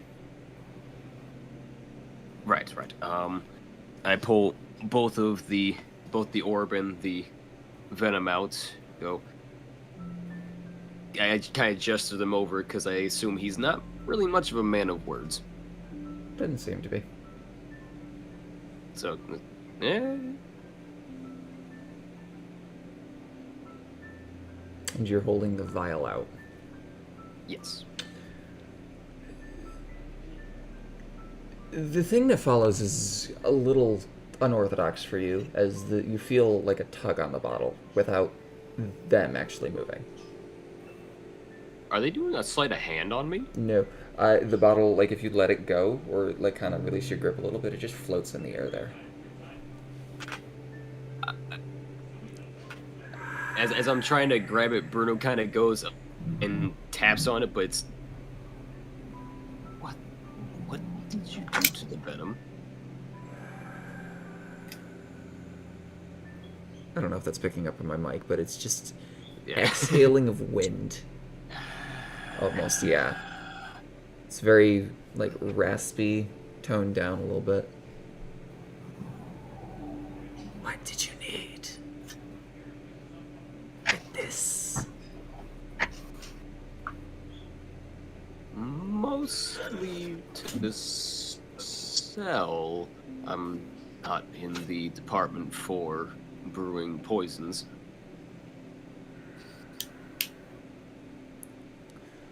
And if you were unsure of the race before, the hiss and snake tongue popping out of nowhere clues you in.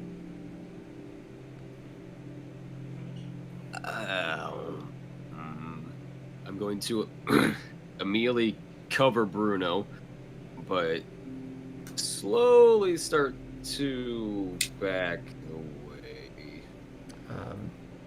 The vial kind of just floats down over to the counter.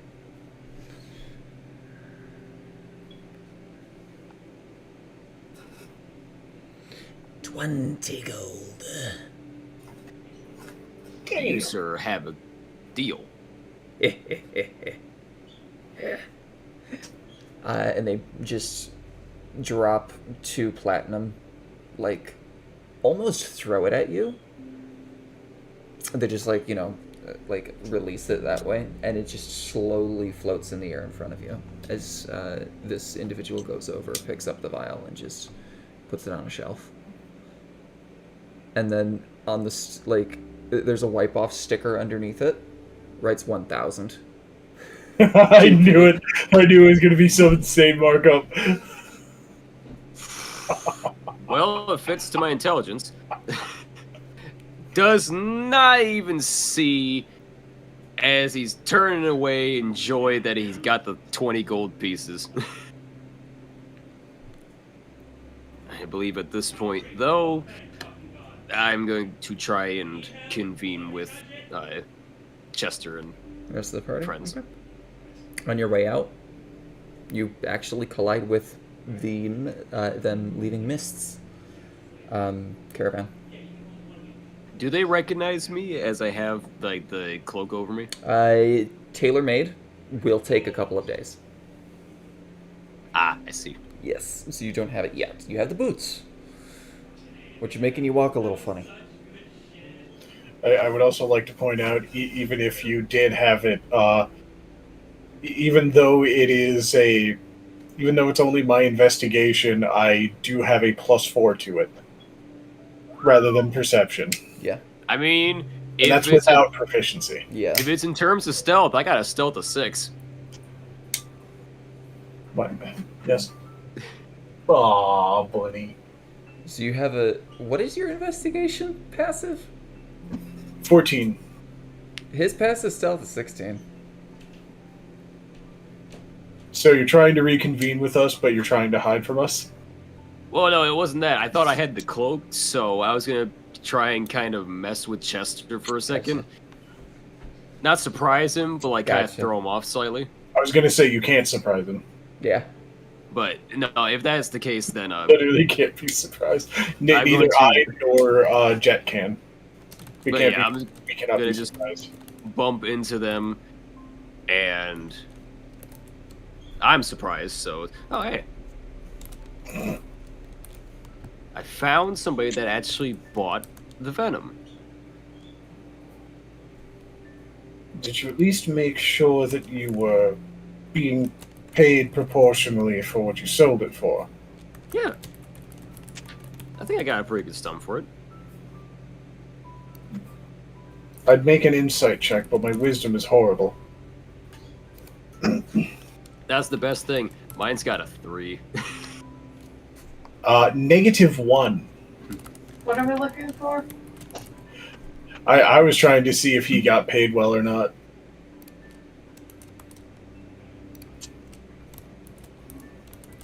Still found nobody to buy this though. The sphere, I believe, stays with me for now.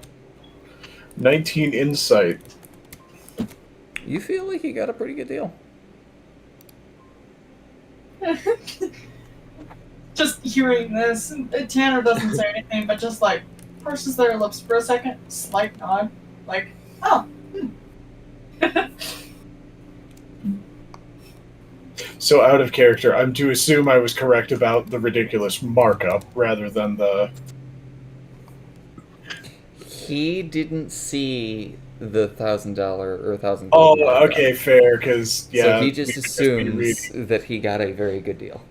Yeah, I when I see. realistically got absolutely swindled. You don't know.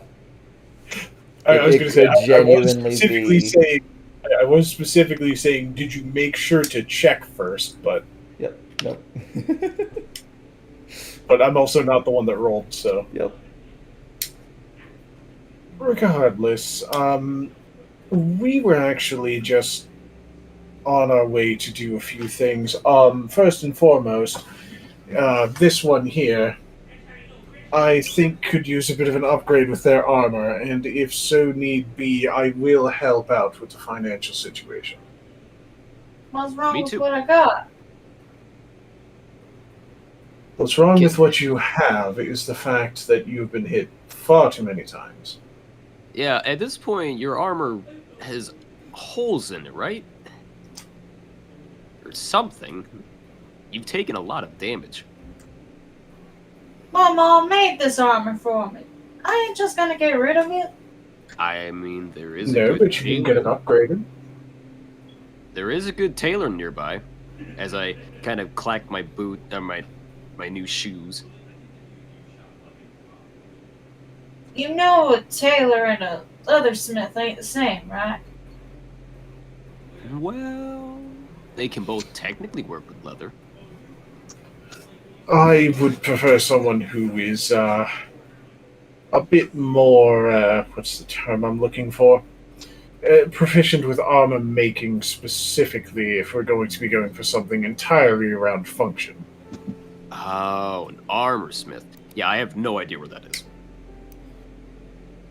Excellent. I've also been hoping to, he just holds up like the cook's utensils and the alchemist kits. I've been meaning to learn a little bit more about how to use these. I mean, granted, I'm decent at baking as is, but becoming a little more proficient may help. You might be able to get a good deal on the utensils over by Joe's, but be wary. I don't trust him. I'm not looking to sell them, I'm looking to learn to use them better. Well, I was about to go over to the alchemist soon, if you wanted to tag along. That was Joe, the alchemist. Oh. Well, I just went to the alchemist. Don't trust the alchemist. Okay, so. Okay, hear me out. Mm-hmm. Being a canine, Mm-hmm. can I get advantage on a perception roll to seek out the smell of leather polish?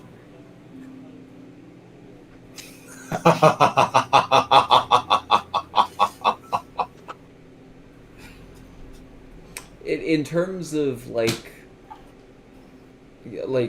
why leather polish? Because I know that would be somebody who knows how to work around armor and leather. Specifically, Ian's looking for studded leather. Well, not Okay. really studded leather, but It's the only way to get better AC than you have with light armor. I have proficiency in medium too. I did not know that. Mm. Okay. So I am looking for an armorer by smell. Fuck it. I honestly, I don't even say you had to. You would need to roll for that. Yeah, I'll take it.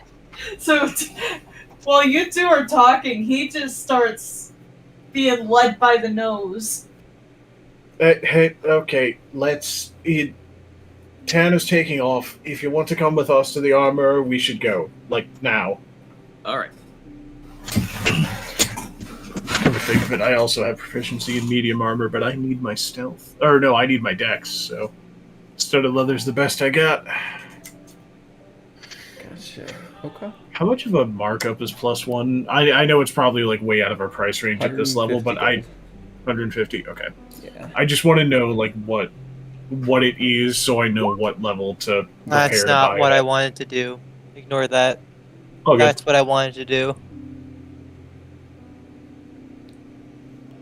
Okay. Oh, okay. It's just looking at what I was reading it, the proficiency thing. Okay. I didn't mean to click on it. No, you're good. You said that's what I wanted to do, and I was really confused because I didn't see anything else pop up.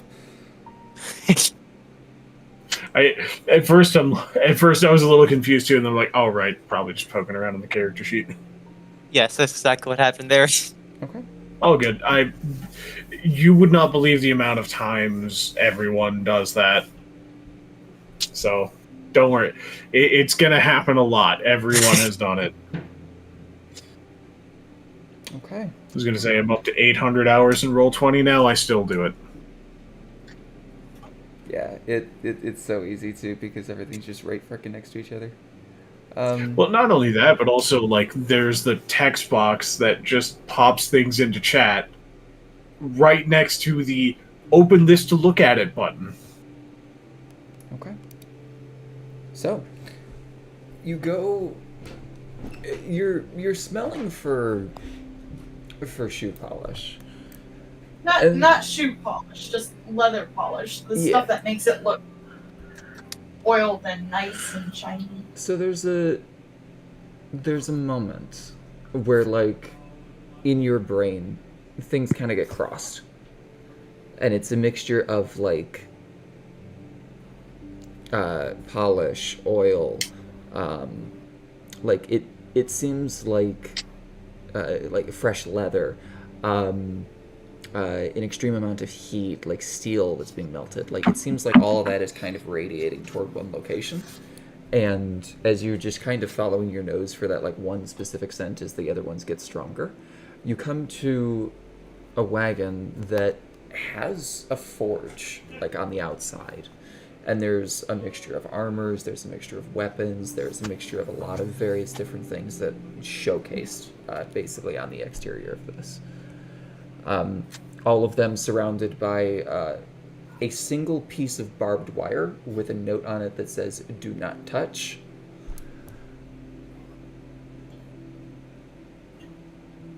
Just kind of tilts their head at that. And then an ear flicks backwards as they hear the other two coming up behind. You see... Chester's preparing to swat hand away. Kind of coming up around the corner, the rest of you all see this wagon specifically, but you also see what appears to be the individual running it. And she has absolutely no clothing on. I'm scared. I did the art good, okay? That is fair.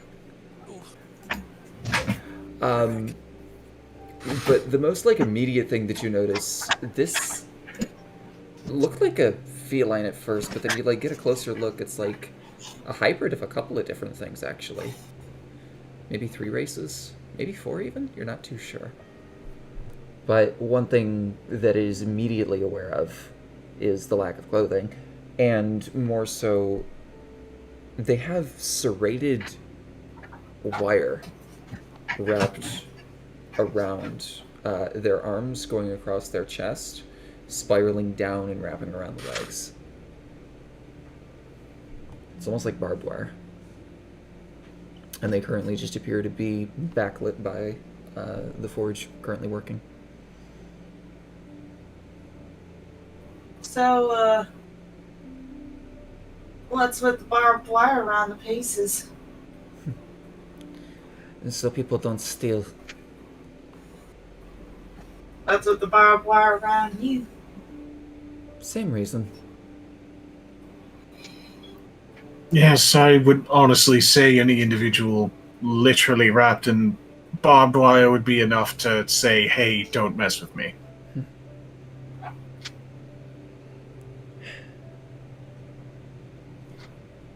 It seemed pretty effective on normal folk, but I'll admit I'm not scared to get close.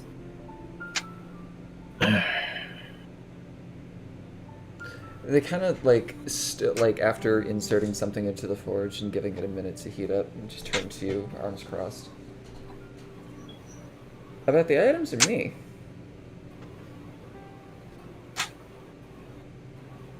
I ain't got sticky fingers. You don't have to worry about that much. To cut to the point, though, I was wondering if you'd be interested in repairing or upgrading a piece of leather armor. That I can do. Honestly, depending on how, well, good it is. I'm assuming it's yours. Yeah. And, like, Tanner reaches underneath the poncho, and it doesn't look like they're really doing anything for a second, but then there's just a little click, and a whole leather chest piece just slides out underneath. Mm-hmm. And it is actually pretty decorated. Hmm. Kind of like the stitching that you would see on cowboy boots, the ornate kind of swirls and shit. Gotcha. Okay.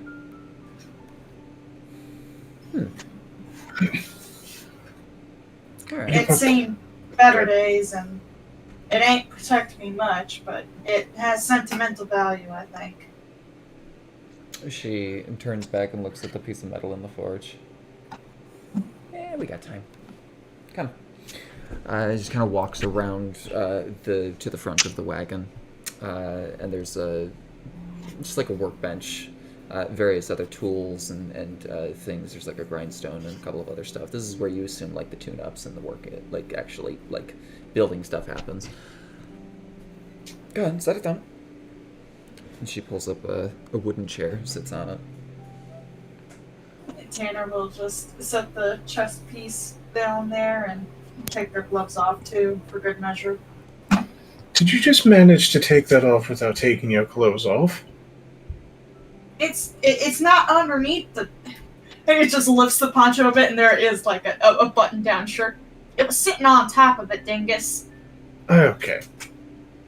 Well, I'm sorry, I can't exactly say I've closely examined your person. You think I did some kind of fancy stage act where I removed my bra without taking the shirt off? I don't do that. I used to be able to do that.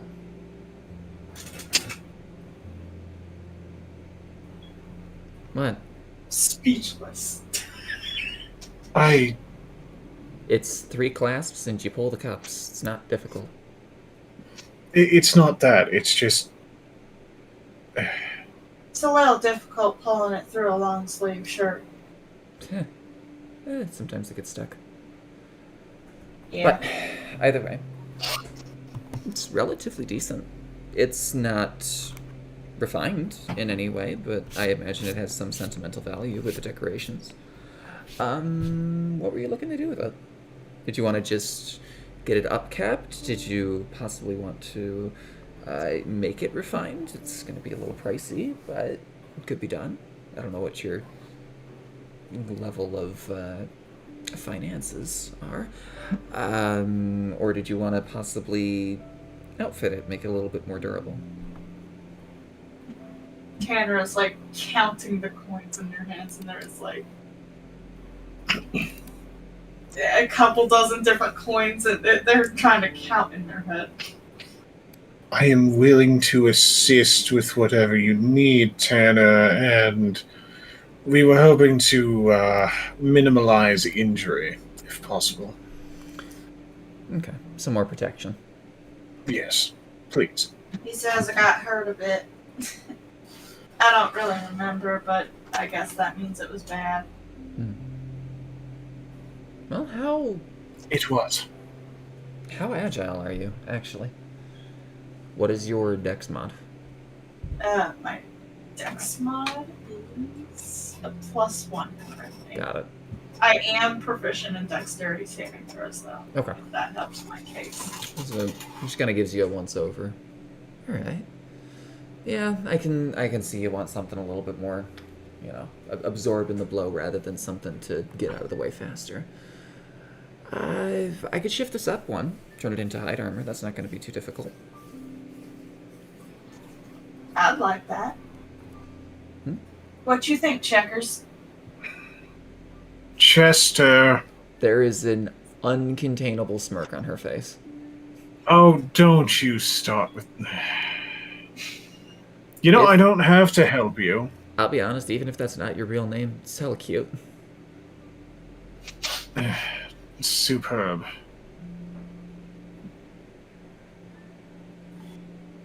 But if that's what we want to do, I can get that done pretty quickly. It's not going to take too much. You just got to strip it and retan it and, basically flay the insides. Re-outfit it. It's pretty quick, actually. I could probably have it done within the hour if you're willing to wait. Sure can, ma'am. Beautiful. By the way, 2 gold. Oh, yeah, of course.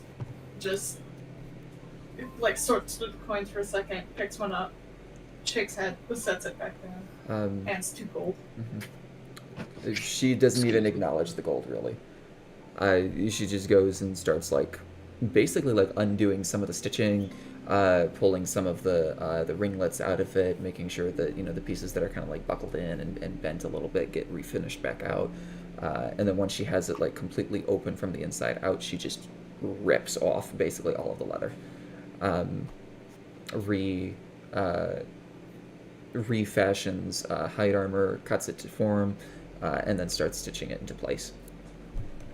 It's a shame I wore it out so much, couldn't even see my mom's signature on it anymore.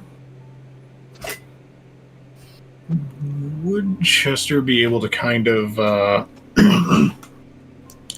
not overwatch this in terms of, trying to figure out exactly what she's doing, but keep a mental note in case repairs are needed?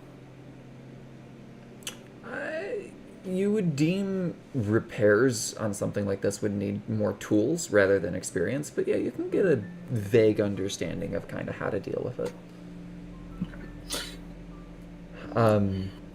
Ultimately, basically, this is now a 12 plus your dex modifier up to 2, so you can delete your leather armor and put hide armor in its place. Yeah, alright. But as you say, it's a shame my mother's signature isn't there. She goes back to the to where the leather is. And kind of inspects it briefly. Give me 1 second. Gets up and goes into the wagon. Comes back out with essentially just a magnifying glass and kind of looks over it. I could transfer this. Oh, you think you can? I can't even hardly read it. The ink is completely gone, but the indents are still there.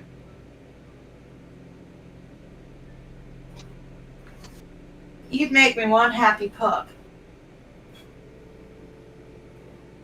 Again, uncontainable smirk. Hey, my armor class is 13. Jesus Christ! Oh, I was gonna say that this is why I was recommending much higher tier armor, and that's why I was saying I'll help pay. Oh god. You might want to move up to medium armor. Well, that is medium. Height is medium. Oh god, that is medium. Ew, Like boy. with that low of a dex, you may like you can maintain height on that. That's not a problem. But like going to building that up, like chain shirt, scale mail, breastplate, that's where you want to be. With that I'll have low to earn some money. with that low of a dex too, you might want to outfit it with a shield or some heavy armor. Honestly. Because heavy armor just gives you a flat AC. Yeah. But Yeah, I think I might go for a shield. genuinely 13 is not bad. It's definitely not the worst, but I feel 15 would be much more. Actually, yeah. you know what? I know exactly where I would I know exactly where I can take this. I imagine looking around, there is a shield somewhere. Yeah. More than So- like there all three different types of shields exist there. So there's the buckler shield, the kite shield, and the tower shield that all exist. She goes over though and puts down the magnifying glass, kind of like etching it out in a charcoal pen so she can see it better. Goes over and grabs a mallet and the like the studded spike that you use to rivet. And she just proceeds to start basically signing your mother's signature into the hide armor, like into it. Yeah, so pretty quickly, the name that becomes apparent is Amber Douglas. Did Tanner know that name? Currently, it looks familiar, but it's just not clicking. Okay.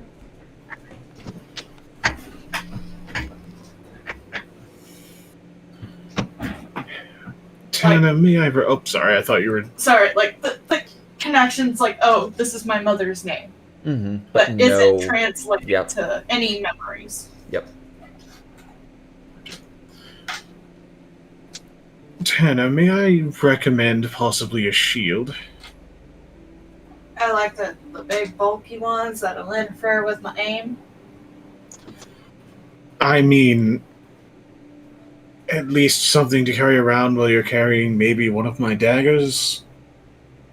So, when you're in close proximity, you have at least a little bit more protection. And just choose on my lip for a second. I suppose a buckler wouldn't hurt. I see I've got some bruises, but I don't know where they came from, so you might have a point. So how much is a buckler shield? I will find that real freaking quickly. Because it's in your homebrew rules here as well. Oh, are the prices in there too? It should be, yes. You say you're already in there, so you'll find it faster than I will. If I can. I tried to see it if it was in the roll 20 here already, but no, I just No, found it's not. bucket. It is. What? You should be able to see homebrew rules. In the roll 20. Oh, like actually it lets you drag and drop it. Yeah. Gotcha. No, it's I not. was going to say unfortunately. it's not going to be in there. No, but I think there is just shield. Yes, There's a just regular shield that's Yes. just a +2 to AC. You can take that if you want to. It has no additional benefits and no detriments as well. Yeah. But there is a buckler shield or a parrying shield, which is 10 gold. It adds a +1 to your AC, and as a reaction, you can either use athletics or acrobatics against an original attack roll, and on a success, the attack completely misses. Yeah. How much is that one? 10 gold.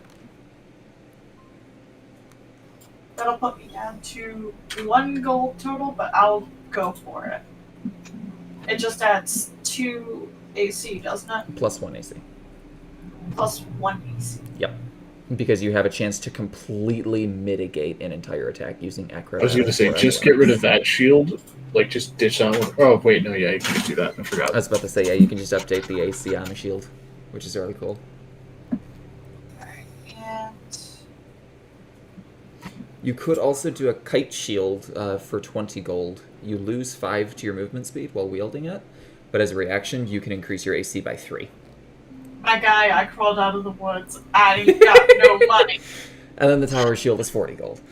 So can you, Oh, yes, exactly how much gold I have on me. No, thank you. do you have the description for the, Yeah. Let me copy pasta. There you go. But with that, Chester would just kind of look over at you. You weren't planning on letting me help you pay for any of this, were you? Not till it's necessary. Looks like I've got just enough gold and copper pieces for like pretty good sandwich. As you say that, she kind of like finishes up with the last name, looks over. Hey, you want that? You see, she's hesitating a second. I know it says 10 gold up there. Take it for 9. Keep something for yourself. Don't spend everything at a store. Thank you. Seriously, thank you. Rather kind. Now, I suppose. if it was a I'm plus gonna 1, harder to budge on that one.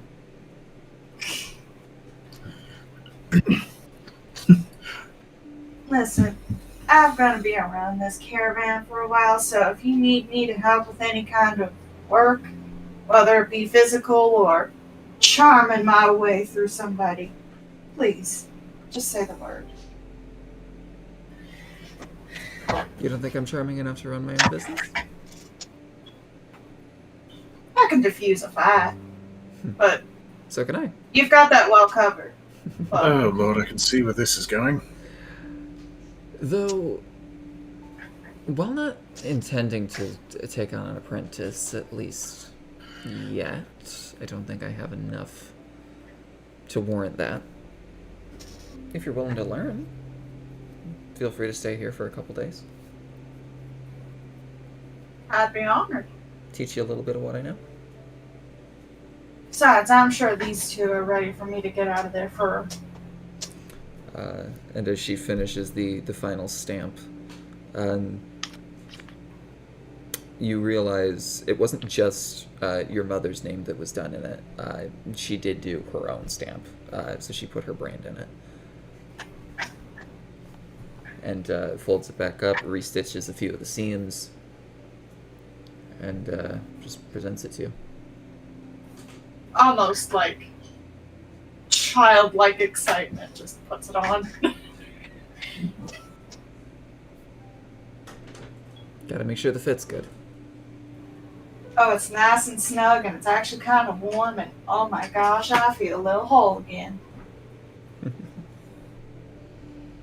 I'm glad. Anything that you need? It just looks over at Chester, knowing that saying checkers again would probably warrant a knife to the face. That depends, Jet, Nihilus. Do you have anything you need? I think I've got the highest end that I can afford right now. Anything else would be a little probably too much for me.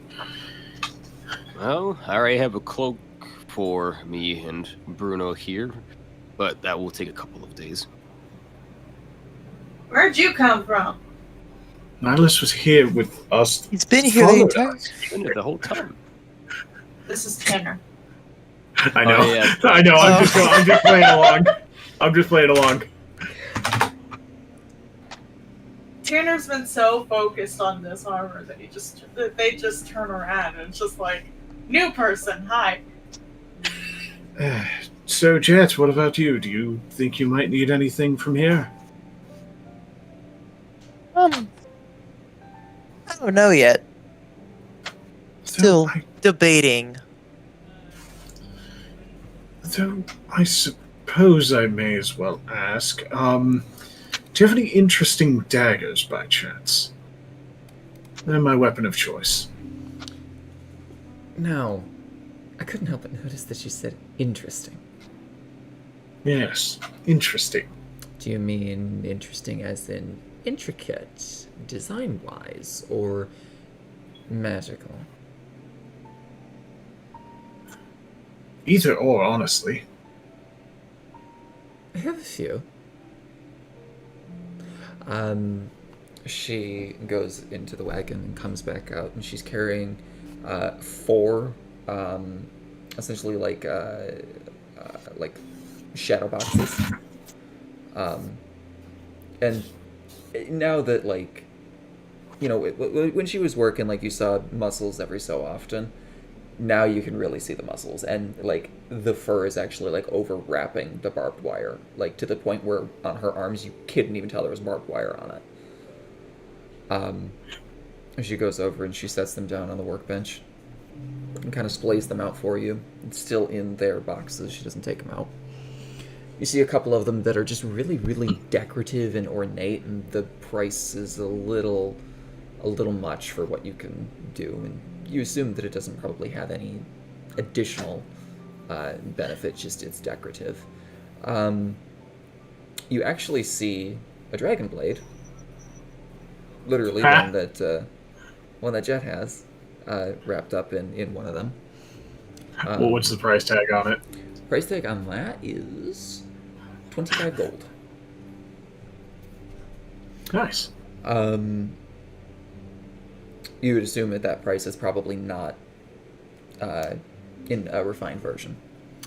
You see a couple very different, like, stylistic choices of daggers. So, like, there's size, there's commas, you know, so on and so forth. Basically, anything that could be considered a dagger mechanically is also there. And then you see 2 additional daggers, and the price says not disclosed. So it's not listed, it's more of a bargain thing. One of them looks to be the best way I can explain this is if an icicle were a dagger. Ah, yes, the spicicle. A little bit more dagger-oriented than that, but yes. It looks more like a stiletto blade made of ice. Ah, I'm intrigued. And then the other one is a dagger that, like, the blade is, the handle is like twisted, gnarled wood, almost like a magic wand, which then continues to go as a spiral, but then as it gets about halfway up the blade, it starts to curve into a 90-degree angle. Yeah, he is, like, immediately drawn to those two. He's like, what can you tell me about these two? Well, I can tell you about as much as I know. Unfortunately, these I didn't make. I made them, but I had them enchanted elsewhere. This one, she points to the spicicle. From understanding, when you hit someone with it, even if you miss, you do a little bit of damage.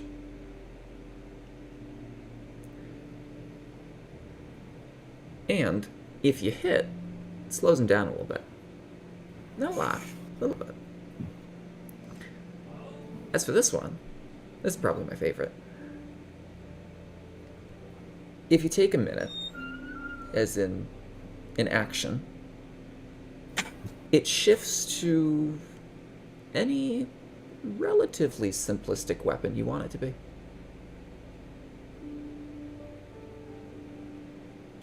For about an hour, and then it goes back.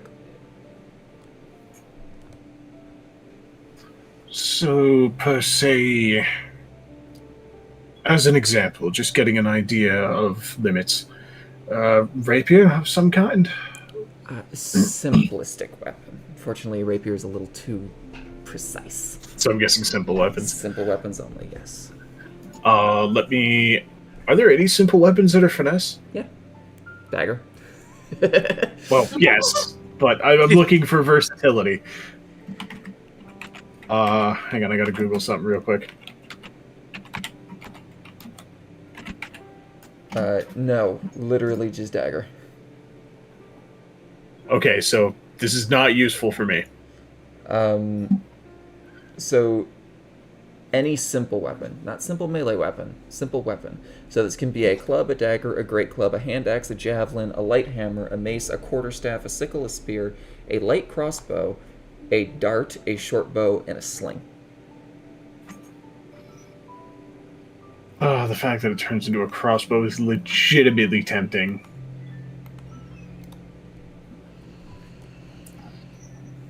But I was kind of thinking about taking Chester in a different direction. I'm gonna also tell you this here: these two, being magical, are probably out of your price range. I figured, but like this may determine whether or not I come back. Yeah.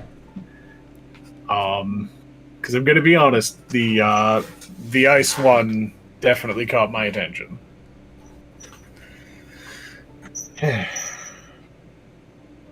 Well, as much as I hate to be a window shopper here, I don't think I could afford them, but that one, pointing to the ice one specifically,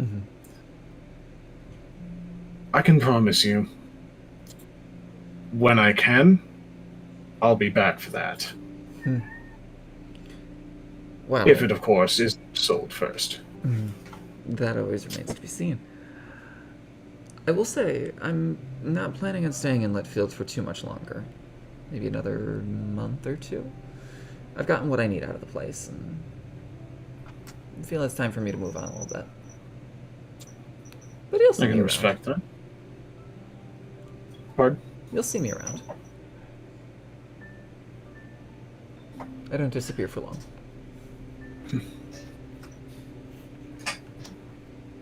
In the meantime, he just kind of like holds his up for loop.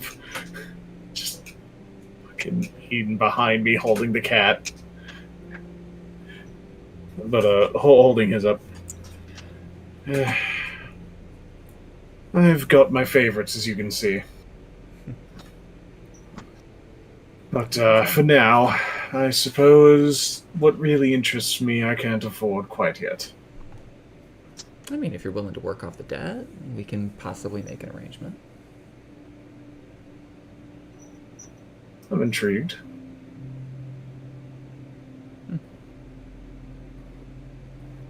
Oh, I guess that all depends. How long you planning on staying?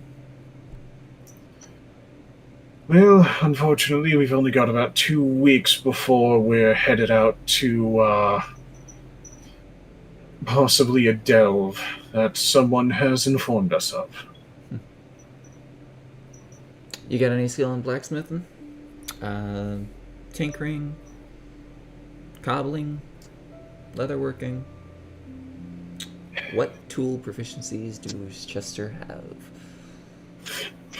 I have dice. I wasn't given anything else, unfortunately. Yep. Okay. I am... In all honesty, I'm a historian, not much else. You got your floaty knife thing you can do. My what? Floaty knife thing where you just move it with your mind power. Oh, right, yes. He just, like, takes one of the knives and then, like, throws it into the ground, and then it comes back. I doubt it's helpful, but yes, I can do that. But yes, no, unfortunately, my main specialty currently is history. Gotcha. Alright, well, sorry to say, you probably wouldn't be much help around here. Worth a try. Again, apologies to be a window shopper.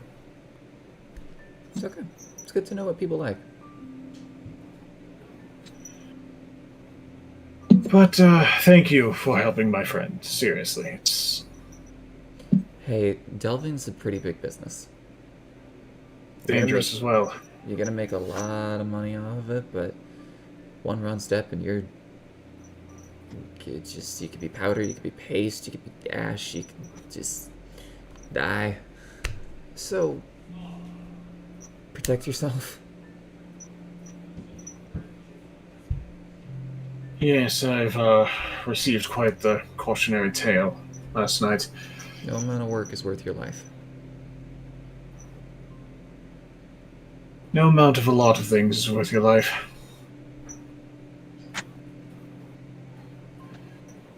Alright. Well, oh, fuck. And she gets up and immediately goes to pull out the metal that she had put in the forge.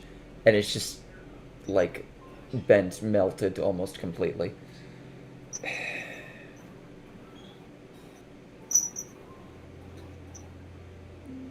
See if you can use your mind powers on that thing, maybe? I mean, it wasn't expensive, but that was about 3 days of work. How much would you value that? I don't feel good that you've just wasted. No, I insist on this one. Who's the one holding the molten hot metal?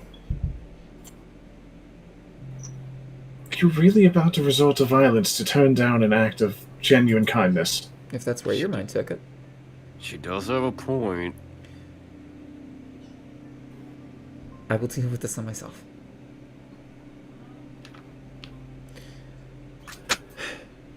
Just a little bit of refining is all I need. Right, well, I guess I'm going to go make an ass of myself, and... Yeah, I can't believe I'm about to go do this.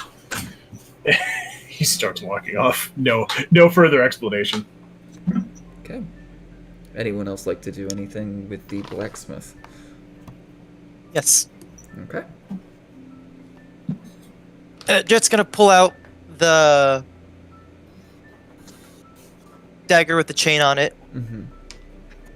And oh, hold on, I'm caught in cords. God, it. All right, I'm free. And just gonna ask, what can you do? What can you do with this? As you hand it off, she like immediately throws the like piece that she was working on just back in the forge. Is that my design? She like almost like greedily like takes it and just goes back over to the workbench, like unraveling it.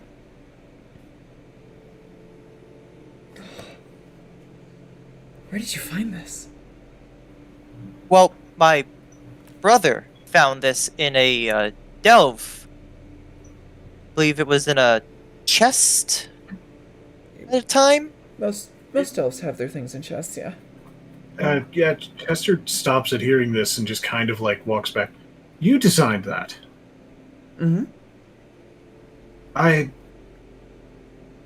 This is going to sound weird, but when I found that, I recognized it. Slow smile over her face. We're Chester and Jet Williams. We're heirs to the Williams estate over in Celerine. I've been there. Yeah, no, Littfeld travels through there every year. Possibly, I think. Yeah. No. Yes. Yeah, I sold it. Not the design, but the item. Maybe someone in our family or someone we knew bought it, but I definitely recognized it. She kind of looks it over, and you see she's inspecting. Like she pulls off some of the wrapping for the handle, and is looking probably for her signature. I didn't make this one, unfortunately. It's very well done, though. Slight variation on my own design. It uses interconnected chains instead of links, which is smart. Damn. Well, whoever made this knew what they were doing. Good eye, Jet. Oh, Thank sorry, this is yours. And she No, gathers. no, that's fine. She gathers up the pieces and just kind of like starts wrapping them around. There you go. What did you possibly want me to do with it? It's already really, well, better than what I do. Oh, seeing if you could, I don't know, make it any better than it could be, or anything. That would be a lot of time and coin. I probably take me a week, and just as a ballpark, maybe 3,000 gold worth of materials to get that in a better state. Honestly, the fact that it would cost that much to upgrade it is surprising. Oh Yeah. yeah, no, like if you were to try to sell me this, I wouldn't take anything less than 250 for it. Like, that is what that is worth. Don't sell that for less. He just kind of like looks over to Jet, almost like, "What the hell did I give you?" I just stare at you, just wide eyes. Take good care of that, seriously.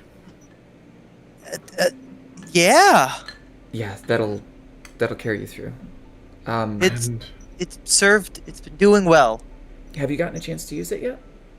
Yes. So you know about the spinny thing and the pulley thing, yeah?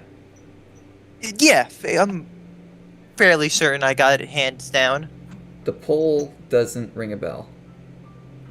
No, the pull. No, the spinny thing does. Yeah. The pull. Yeah. Hey, let me see it. Hand it to you. And she goes over to a training dummy that's just about 30 feet away, and she throws it, like from where she is at a standstill, just how you would normally stab someone with it. But she throws it, gives her wrist a little flick, and the chain wraps around the neck, and she yanks the dummy back to her. That can do that? It's a little. It requires a little bit of strength. It's not really. You're pulling the person rather than the dagger, so there's a bit more strength involved with it. But yeah, you can do that. And then you got the. She does the AOE thing as well. Mm-hmm. But yeah, there's another thing, I guess, another tool for your toolbox there.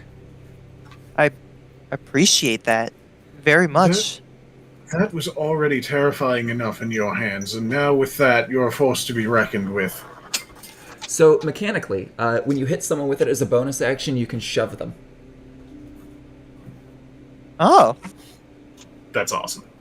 Which does require an athletics check, but you can do that. ouch. -2 in that, Yep. so I won't be doing that anytime soon. Yep, but it is another piece to the puzzle on an equipment that you found. Honestly, there's a lot of more unique weapons that exist out there. Most martial weapons, which this is, by the way, this is a dragon blade. It is a specific, separate weapon. It is a martial weapon dagger. Most weapons that are a little bit more... They have a little bit of a higher barrier to entry, but their skill ceiling is through the roof. Mechanically, and I'm not going to tell you what any of these are, every martial weapon has a unique feature to it.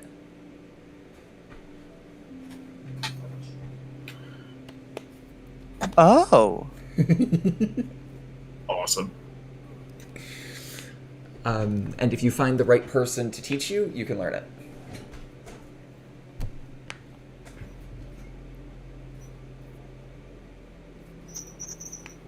That's good to know. But yeah, I Honestly, I couldn't do better than that is. Honestly, the fact where that is... I mean, I could do it, but, you know, it'd be a dedicated job. I understand. You could try and get it enchanted, though. It definitely has the capability to do so. Huh. I'll keep that in mind, thank you. Could I perhaps see your signature on your weapons really quick? I kind of want to start keeping an eye out for them now. Oh, it's on their armor now. But he goes over and grabs the stamp. Just kind of shows it to you.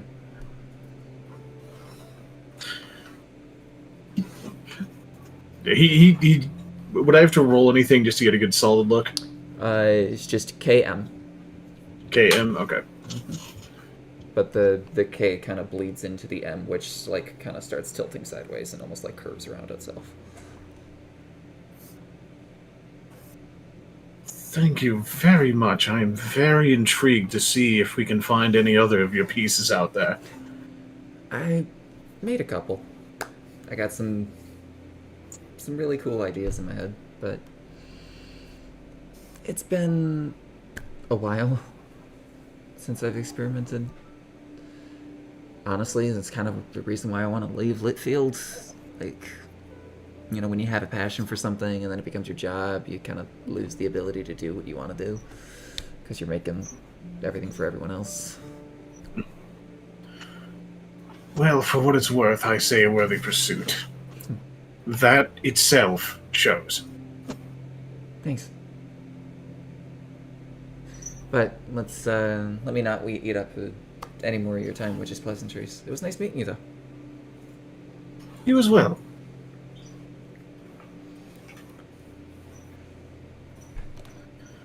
Now, for the time being, excuse me, I have to go. Not proud of myself, what I have to go do. What are you doing? So, current intention is to either offer his services in cooking to the bar. Basically, it's a roundabout way of saying proficiency with the cook's utensils. Got it. As you kind of leave, Gabe, can you do me a favor and make a religion check for me? Oh boy. Okay.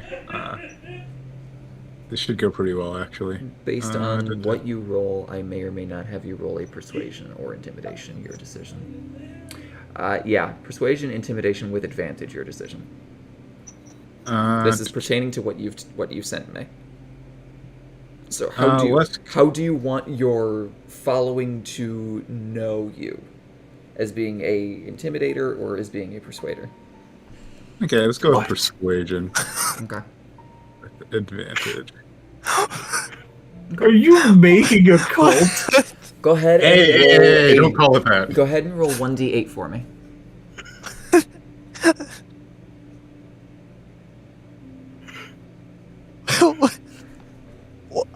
Are you making a cult? As Hey. as you all Don't say that. are leaving the blacksmiths here, you take a moment.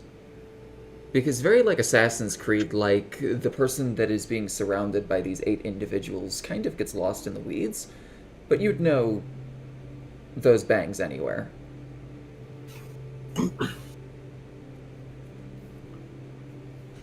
Oh, good Wasn't lord. that... Yes.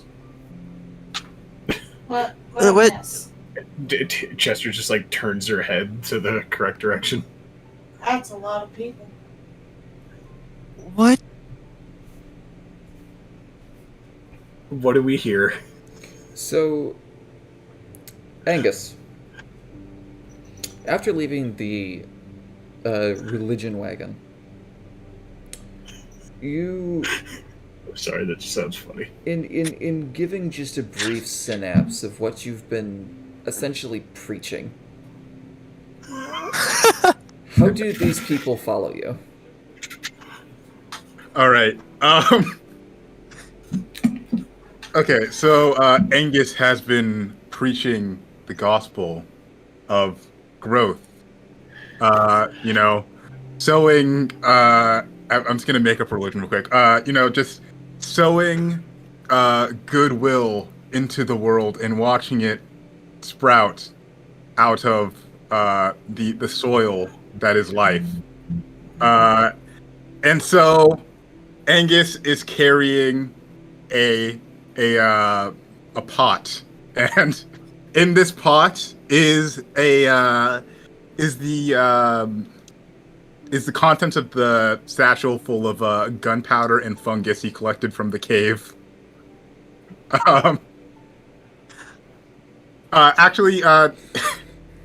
Angus would like to attempt to talk to this little fungus he's planted in this pot. Unfortunately, it wouldn't be at that state yet. Okay. All right. In that case, he's just carrying it, and he's just walking through the streets on his way to presumably obtain a wagon. So you hear just kind of murmurs of conversation back and forth between some of the individuals, but a lot of the common theming is rebirth, nature, fungus, growth, light, photosynthesis. There's a combination of a few things, and you can pick up a general understanding of what's going on. I like that fungus is one of their tenets. Fungus. Gabe, how is it you always get a following? First Ushio, and now this. It's a common occurrence. Listen, I didn't realize that's what was happening with the other. I was just Like, first was Ushio with all of these great exploits of you as a captain, and now this. I hate to sway the Oh, yeah, conversation actually- for a second, but can y'all just look at Lou? The position she's in? She is halfway under my table. Aw. I man. just. Actually, a secret about Ushio is that there. Actually, it's probably not a secret. Like Ushio was insane. He had no following. So Well, it's just the fact that people literally followed you. Mm-hmm. I mean, because- Ushio, not really, did they? Mm-hmm. They did. They I mean, loved more was, listening like, to your mocking stories. Oh, I thought they were just like enthralled. Anyway, That's what yeah, but enthralled still. means. True, Yeah, true. like it means you're going around listening I'm to what just- you're saying. I guess I'm just trying to increase the GM burden, in every game. Succeeded. I just every time I think your character can't get weirder, you one up yourself in the most fantastic way possible. Continue. I'm loving this. Angus notices you guys and just says, "Oh, hello! It's my friends. Hey guys, you Howdy. should meet my friends." What? What happened? Well, I came out of the church, and I didn't have the answers I was looking for. But then, I started talking to this guy over here, and we got to talking, and we decided that plants, are pretty good. If we were all a little bit more like plants, and we just listened to them and tried to hear them out, then I think the world would be a little bit of a better place. I vaguely remember somebody else talking like this at one point, and it almost ended up getting a group of people killed. There's a little there's a little reference for you, kid.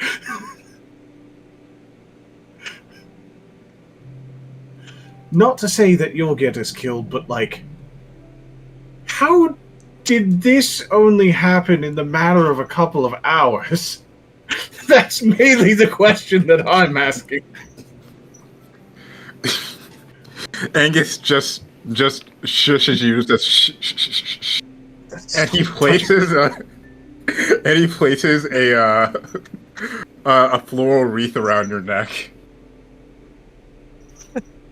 You have just been layered.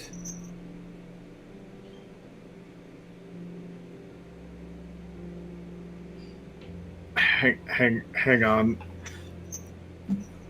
No, with a high charisma and low wisdom, I have to say it. Look, I know I'm gay, but I'm not interested in you. And he just takes it off. Please, just...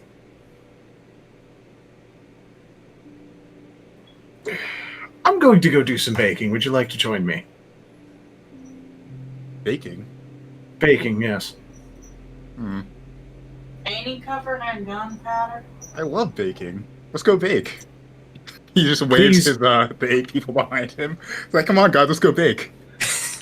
I am going to do the baking. You will sit there and taste test it. Actually, before we get to that, have you guys considered getting a wagon yet? I mean, we need to. Well, I've been talking with the flock here, and we just decided. No. Well, that name is pending. Okay, we're thinking about something else. We're gonna come up with a better one. Don't worry. So I've just been talking with the following here, and we've decided that we might want to get a cart. To spread the word. Oh no. Oh What's dear. the word? The word? Oh no. Ushio, not Ushio. Oh no. There is suddenly an overly enthusiastic freaking canine just in your face, like 2 inches away from your nose. Too close! It just points over to the pot that Angus is holding. The fungus. It knows. What does it know? Yes. I would like to leave. Everyone notices you leaving except for the crew. Angus just takes That's aside, like, I'll fine. be honest. They I'll are be the honest, ones I want to hide from. Angus takes you aside and says, I'll be honest, I like everybody here, except for that guy. The guy's a little bit weird. That this fungus, it's not even grown yet. It's not talking at all. I don't know what he's on about. He's just making it up.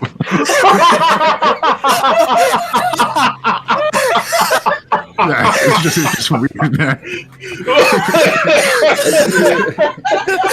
Keeping him around. To be honest, I'm a little bit scared of him. As you say that, hold on, as you say that, the fucking one of the other guys just goes over and gently nudges him on the shoulder, like, yeah, Gabe, quit being fucking weird. Okay, so he's the exception amongst this group. Like he actually starts acknowledging the group at this point. So he's the exception amongst you, then, yes? To an extent, I mean, what he seems to be preaching is very similar to a combination of Meros and Melora, but it's different enough that it could spin into its own thing, and we want in. Who knows? It could be a lucrative deal. Okay, now you're speaking in terms that make me way more confident. Dear Lord. Okay, I thought for sure this was going into cult territory. From your investigation, out of the 8 people, you believe that 6 of them are in it for the money, and the other 2 just don't have a fucking clue about society. So we've got a good mix of intelligent and exploitable. Got it. Uh-huh. Alright, you know what? I have had a change of heart. I like this idea. I knew you'd start to see things my way. No. It's okay. We're all on our own step of the journey. Okay. Okay, I can see why you think this is going to be very profitable. You keep saying that word. I mean, I don't know. This, I don't know about that, but Don't worry about it. It's other things. Sorry, I'm practically the embodiment of an evil creature. What? Not actually true. I'm not actually evil. I just, out of character, I want to explain that was a joke. So yes, wagon, good idea. Like the idea. Delving plus that going on the side, I feel like that's a good idea. Yes. That reminds me, Angus, you were unconscious for most of that. Casto has decided to be our full-time handler for Delving. oh, very nice, very nice. Seems like a nice wait. What species was he again? Jackal. He's a jackal, which is an incredibly rare species. Jackals and dragonborn specifically are the two rarest. Yeah, he was such a nice jackal. How's he been? Because I haven't talked to him because, points at his head. As of last night, better. Good. He seemed to be in a pretty good mood this morning.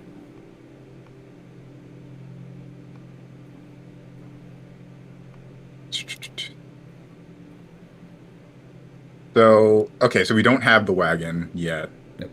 You guys have been talking about getting one. Yes. Would you guys like to help us procure a wagon? Sure.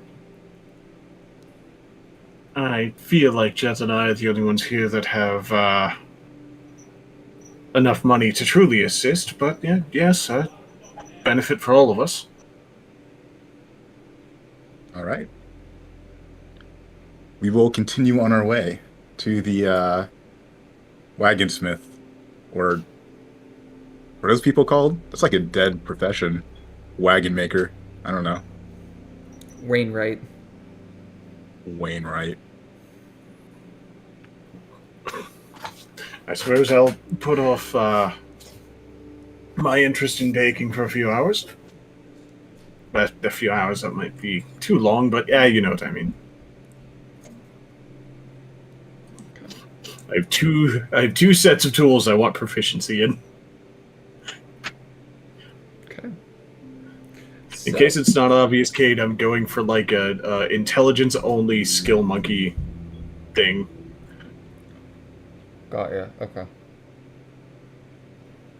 So, all right. I have a question for you guys. Because the whole point about the wagon is something that gets done together as a group. We're not going to be able to come to a conclusion yet because we still obviously need, High Roller and Cecilia in order to chime in, just so we're aware of what we got. But if you go to the PDF and you go to page 330. PDF on my desktop. It's also in the Google Drive document, which is linked in chat and pinned. And I straight up downloaded it. Yeah, you're going to need to because you can't view it on the drive, unfortunately. Yeah, there's a couple classes, homebrew classes that are like that, that I haven't gotten around to downloading yet. Yeah. But it is all about wagon customization. It tells you what type of wagons exist, such as the Wind Sprinter, the Iron Axle, and the Rocksteady, which are the incredibly fast one, the incredibly tanky one, and the kind of hybrid. It goes over like the different attachments that you can make, how you upgrade it, what happens when you upgrade it, so on and so forth. This is essentially creating another character. You guys are going to be able to do exactly what you want with this. And I'm not going to limit you in any way other than what the book limits you. If there's something that you want to do that the book doesn't tell you to, feel free to ask me. We'll see if we can work it in and get it balanced. This is going to be your home away from home. This is another character, basically, that you all have capability of changing and controlling and manipulating. So it is a big decision. But that is how we'll handle wagon creation. In the meantime, as you move over to the Wainwright, you are greeted by an individual who doesn't appear to be conscious. Is the best way that I can put it. Could I investigate? With your passive investigation, you do not need to investigate. Fair enough. He is asleep. Not in character.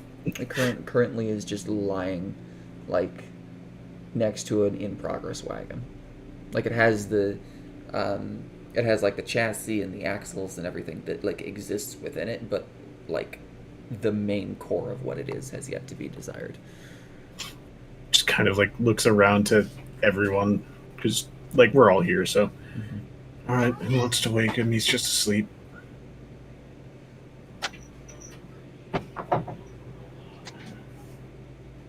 Me, then. Got it. Excuse me. There's a moment. And another moment. And another moment. He's not stirring.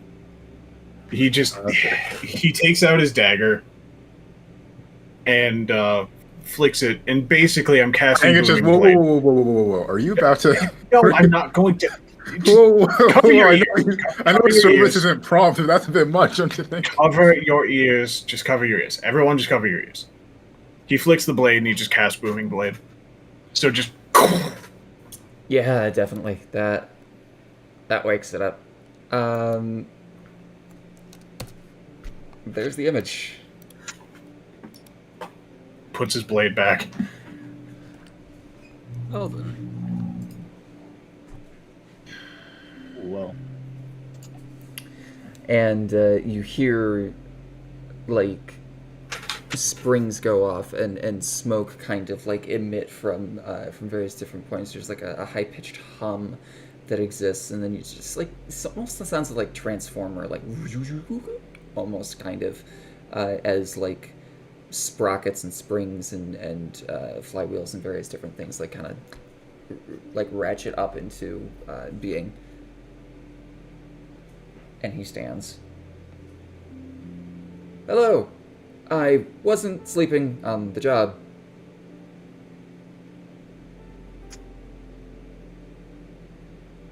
Right. Yeah. So, And it just whispers to it's like, am I the only one that's never seen anything like this? What is he? Welcome What is to it? Wainwright Zero's Rain. you need a minute? Zero's. Well, Good. purchase.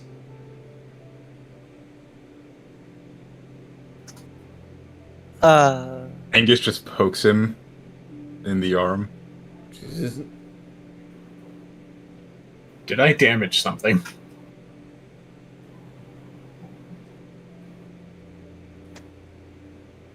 Like, that wasn't a question in character. Did I just damage something? or is this just how it's meant to be?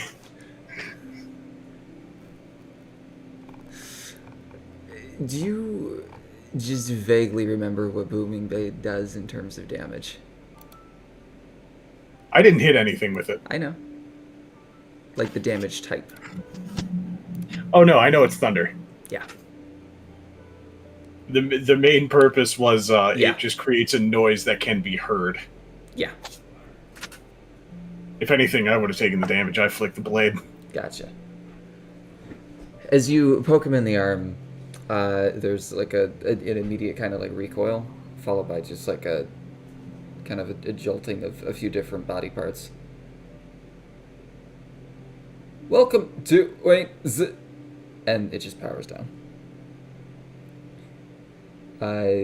Immediately following that, there is a tiny little rat that comes out, or not a rat, sorry, a mouse. Comes out wearing a few various different like carpenter's tools and like a tool belt pouch and a couple of other things. Just goes over with a hammer and just, you piece of junk. Just bats. Now you're beating him? Bats the ever living crap out of its shin. At which point it seems to have possibly hit a reflex, and this machine kicks him, and he kind of just gets sent back a little bit.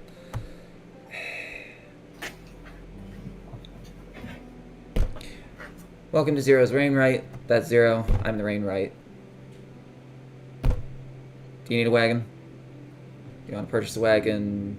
Looking for repairing a wagon? That's kind of all I do here. Precisely what we're looking for. And that would be Purchasing, that is. purchasing. Okay. I got a few.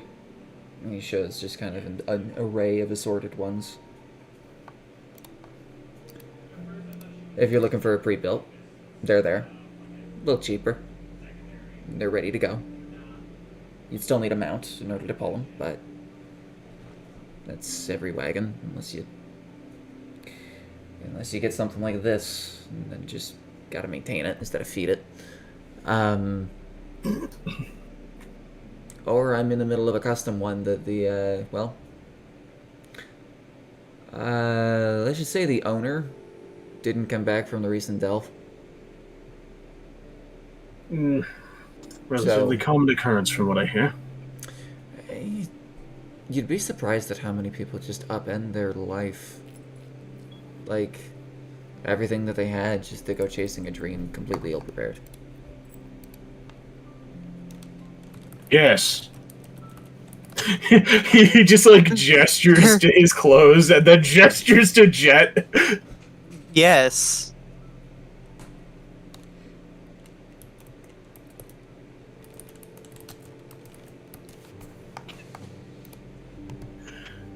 So, with a couple different things, what you look?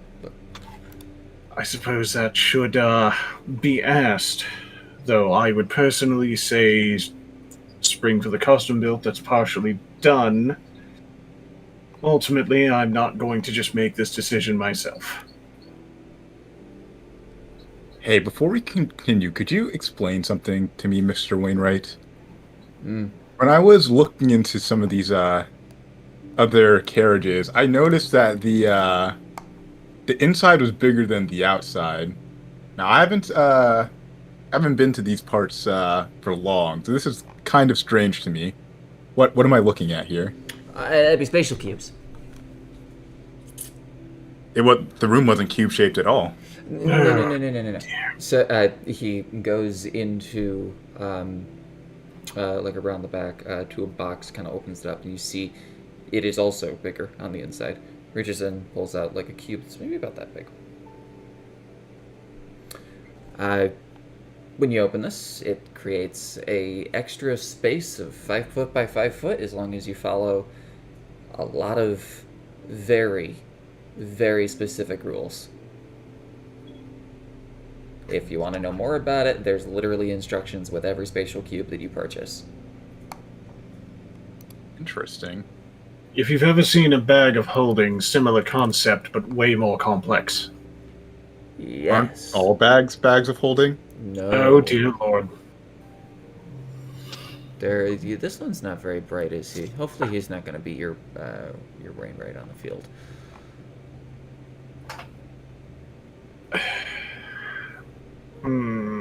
I don't know who's doing what anymore.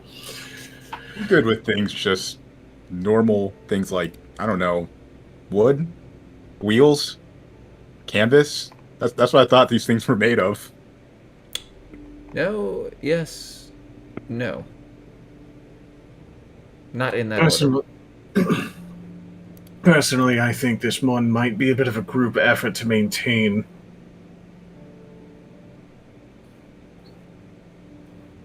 I agree. This isn't something that have you... I take it y'all are new. Unfortunately, yes, we are quite inexperienced. That's... shouldn't be unfortunate. Rephrasing. Unfortunate in the sense of it's going to take some explaining.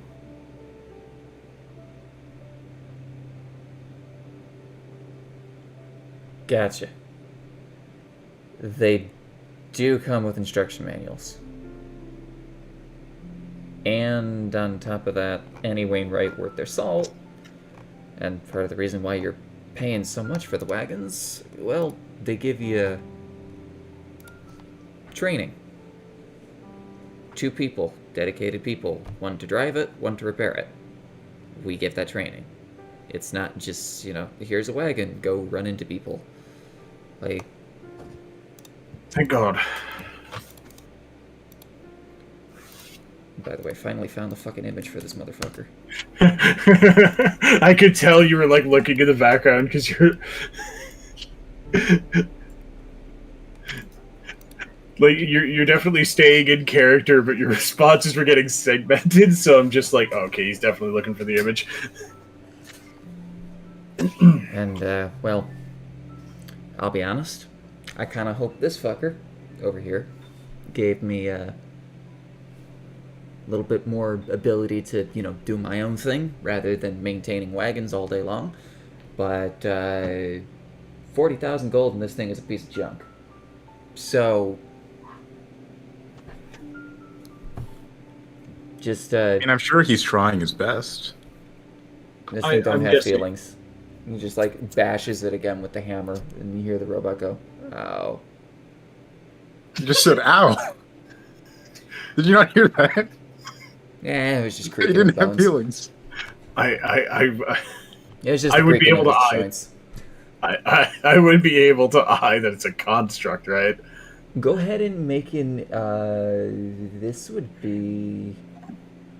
You've never been around constructs before, have you? I imagine that, like, being a noble of Celerine, I imagine that I've been around a few at least. Nothing this detailed, but you've been around a couple. Okay. Go ahead and just intelligence check. No proficiency, no skill, just flat d20. Add your intelligence modifier, straight roll. You're looking to beat a 25. Natural 20. I am a historian. I identify Guys. things and I remember things from my past. Why do I keep So- rolling natural 20s on this shit? So, you did need to beat a 25 to get more information, but with a natural 20, you are very, very clearly aware that if this is a construct, it is no construct that you have ever seen before. This thing is elite to a whole nother fucking degree. And more specifically, with the natural 20, him saying 40,000, that seems off.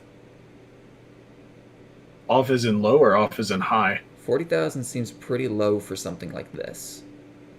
Yeah. Constructs that you've been around were like 30 to 50,000. Oh yeah, so this is like way higher end than that. So he either got a really good deal, or this got pawned off for other reasons. Yeah, I immediately like start looking around it and he just goes, and Chester just almost entranced. No, not at all. This was either a steal or quite literally possibly was stolen or was a defective model of some kind. Quite frankly, this is far more intricate than anything I've ever seen, and I'm royalty. Well, that's a piece of junk. It doesn't do what I tell it to do. Which is the whole reason I bought the damn thing. So, Take no offense, but maybe you just don't understand how it works, because this is intricate. This is far beyond anything I have ever seen. I mean, if you can figure it out, fuck it. I don't care.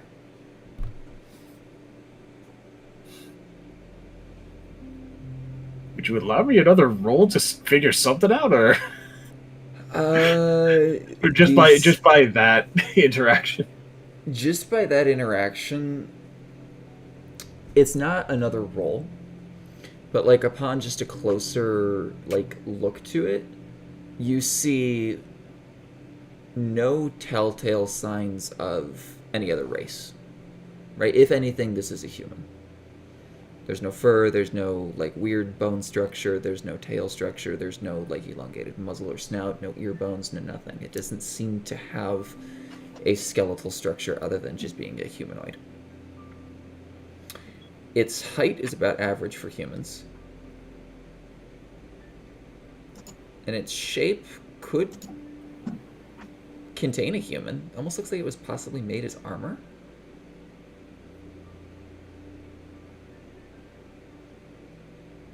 Yeah, I basically start rattling, like what everything you just said. I just start rattling off as I'm like looking around this thing. Yeah.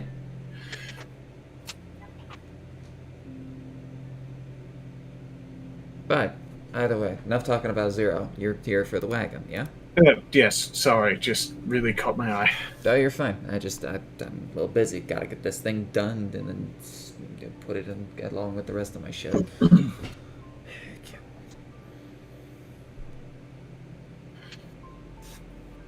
Alright, so, custom rebuild, what are we doing? I feel like I'm talking about computers.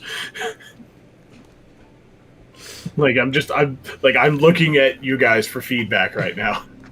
Well, what functionality do we need? I mean, I need a place for me and my friends here to practice our faith. So the standard is 4 beds, 1 eatery location, like kind of small table, like kind of a little thing, because like you're no doubt you're probably all used to like bigger, open, wide, spacious areas. Well, that's going to require a lot of spatial cubes in order for you to do the things you need to do here. So you kind of live in tiny for a bit. So standard 4 beds, kitchen, bathroom is the floor outside. Sorry. If we did any more, it starts jacking up the price quite significantly, and I can't get these things off the floor enough as it is. So, if it's just you guys. 2 others. So 7.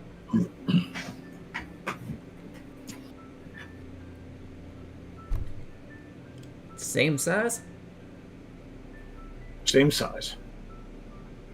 That might be an issue. If anything, I can sleep on the floor if need be. You might have to. 6 is about as much as you can do in just a normal space without breaking open anything else. Well, how much for a single wagon with the specifications that with room for 6? So mechanically, these things are fucking expensive. Just pointing. I was gonna say that's why Chester's immediately like, I can sleep on the floor. For instance, a maintenance kit for this thing is 100 gold. Ugh. I don't think we have 100 gold between us. Exactly. Okay. A wagon at first level costs 3,200 gold pieces. And each attachment, which you're looking for beds, you would need 2 additional beds or 360 each. So you're looking at 4,000. Plus training and various other things, you're looking about 5,000. Angus hears this and is just like, just eyeballing everyone else. Can we just have a moment for a sec?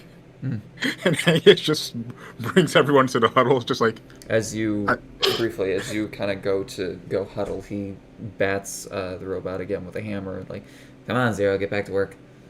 Okay, master.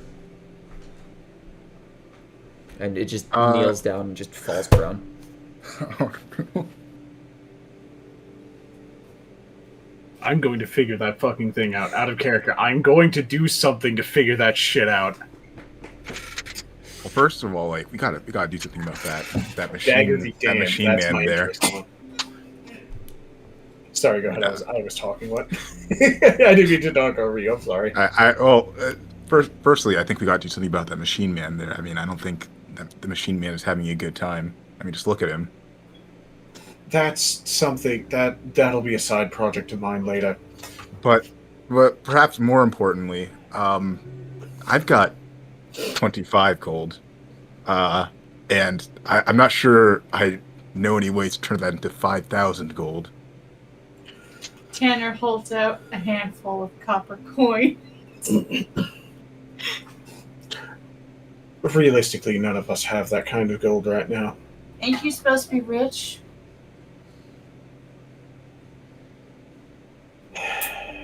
That doesn't mean we have infinite amount of money. 5,000 isn't exactly money you just walk around with. Well, no, but can you call your family up hey, I need a favor? Yes, of course. Let me just ask them for 5,000 gold by mail. I'm sure that'll go well. Listen, I don't know how any of this works. I'm just taking a shot in the dark. If anybody has some better ideas on how to come up with that kind of money, be my guest. Well, I can do some asking, since Castro does seem to know places. Yes, good job, me. Does seem to know this place a little bit better. Maybe he can figure out a way to get us, I don't know, loan something. I mean, this place can't just ask for 5,000 straight out the gate, right? It's gotta be a loan type of thing. I mean, that I feel kind of terrible saying this after talking about how we should maybe help that machine, but suppose that machine were to start working again. That looks like something that's like an entire being. It's got to be worth something. I say, maybe he'll strike some kind of deal with us if we get it working again. Yeah, Chester just stops and thinks. I have an idea. It's a long shot. But if I could maybe procure myself some tinkerer's tools, get a bit of practice with them, maybe I could fix it up. I think it's definitely worth a shot, but maybe allow me to speak with it first. By all means, this should be hilarious. Go right ahead. Don't you talk to plants? No, let him do this. This is going to be fun. Okay. All right. Angus is gonna. It's still on the floor, right? Yep, its head, its elbows, its knees are on the ground where it's just folded over. All right. Angus is gonna try to prop him up and put him into a chair. What is your strength score? It's just flat. You are unable to pick this thing up. None of us have strength, at all. You literally would be unable to succeed in picking this up, even on a natural 20. All right. In that case, Angus just squats down next to it and puts his hand on its shoulder and says, "Hey, buddy, how are you holding up down there?"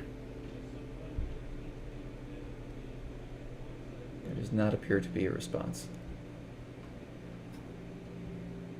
Oh well, I think he might be a little bit shy, you know? Maybe he doesn't talk to that many new people. Well, you know, I just, you know, can't help but noticing that you seem to be suffering from an illness of some sort. Angus stares at it, waiting for a response. There does not appear to be a response. I would like to approach. Angus starts to get like a bit worried. He's like, I think, I think he might. Maybe he like. I don't think he's breathing. Angus puts his hand on his chest. Would you like to make a medicine check? So, if you have proficiency in Tinker's Tools, you may attempt that. Otherwise, it's just a flat intelligence roll. Oh my god. Okay, flat end. Okay. Yeah, he's definitely not breathing.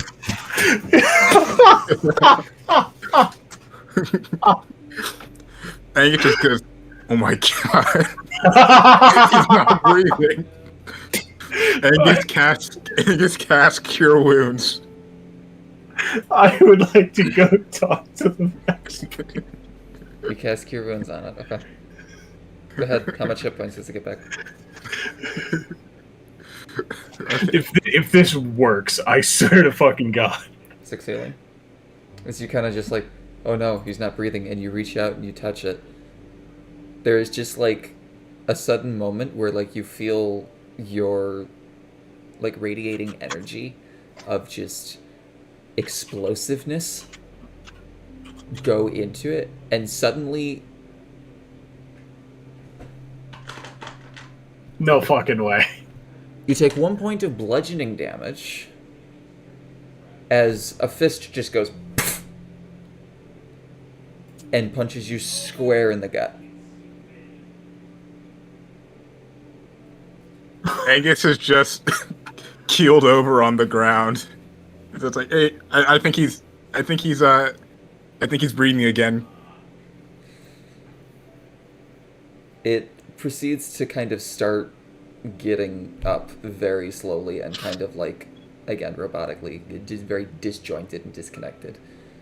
Goes over to one of the wagons. And you assume he's probably trying to help until he just rips the wheel off.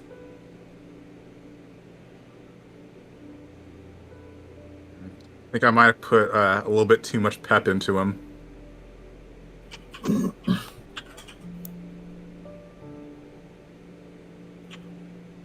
But hey, you know, I think it's an improvement. At which point the mouse just comes over and starts batting it with the hammer again. Like, oh, you're supposed to put it back into place, not take it apart. He is now just incredibly furious with this automaton. I would like to grab Nihilus and bring it with me. Okay. Nihilus, I have an idea. Now, you might be a little bit more charismatic than I am, so I might want your assistance here. Sure, charismatic's the word. I would go more looming than anything. Fine, then. If it comes to intimidation, it comes to intimidation. Either way, would you be willing to help me bargain with him? Because I have an idea. I'm going to start with persuasion. If that doesn't go well, help. Okay? Okay, how about this?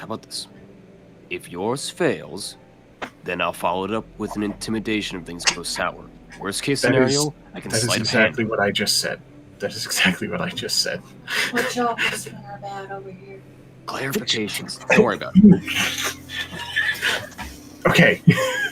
I would like to take Nihilus up to this fucking to this NPC.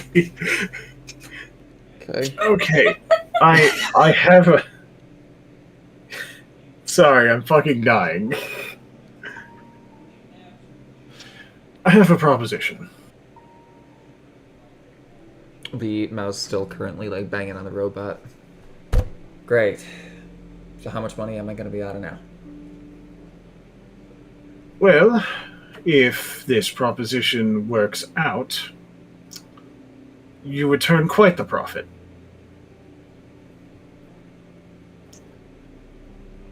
Give me 2 weeks' time.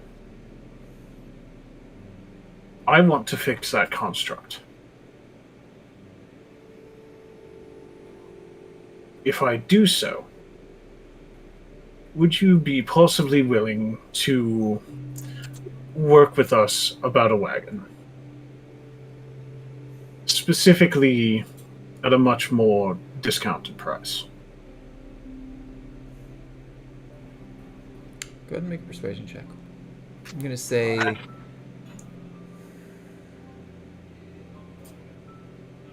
Yeah, just straight persuasion check. Straight persuasion.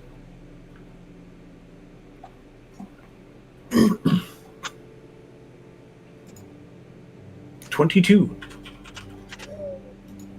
Kind of. Like while you're talking, he was banging on the robot, and you say that, and he just stops.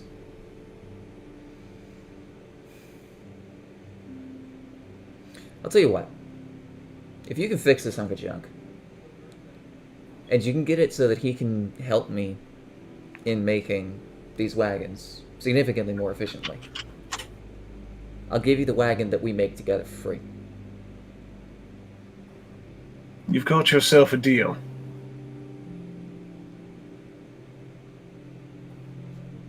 But if you fuck it up, I'm going to charge you double. Or specifically the wagon? Yeah. On the off chance it does come out to be double, and then I pull out the gold sphere and ask, would this be able to put a dent in the purchase?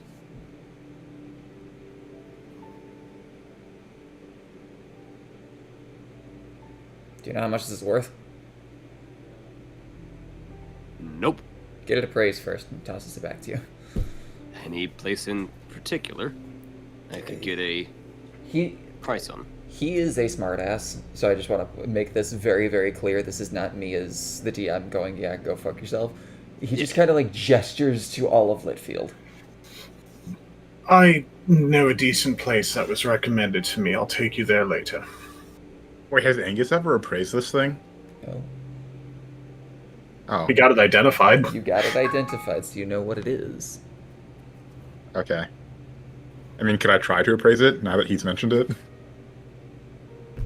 Do you have jewelers or arcane tools? No. No, I do not. Question, do I pick up on the smart acidness of his reply? He's old, he's crotchety, so yes. I was going to say it was pretty It's- blatant. It's more of his like line of work being here. Like he's basically just done with it. I'm gonna use my awakened mind to not intimidate him, but just to kind of say, hey, I heard that, and let him know you are very fortunate. I respect the elderly. I'm hearing the voices again. Let's get I just slow turn to Nihilus. Let's get out of here before old man Jenkins gives me an aneurysm.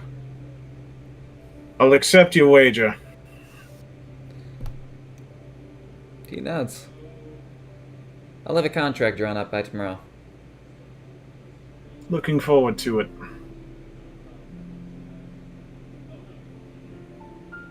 And he just goes back to beating the ever-living shit out of the robot. I like to think when we got his attention the first time, it was just ting, ting, ting. Huh? Yeah. Abrupt stop. Yeah, no, that's basically what it was. But we will end the session there.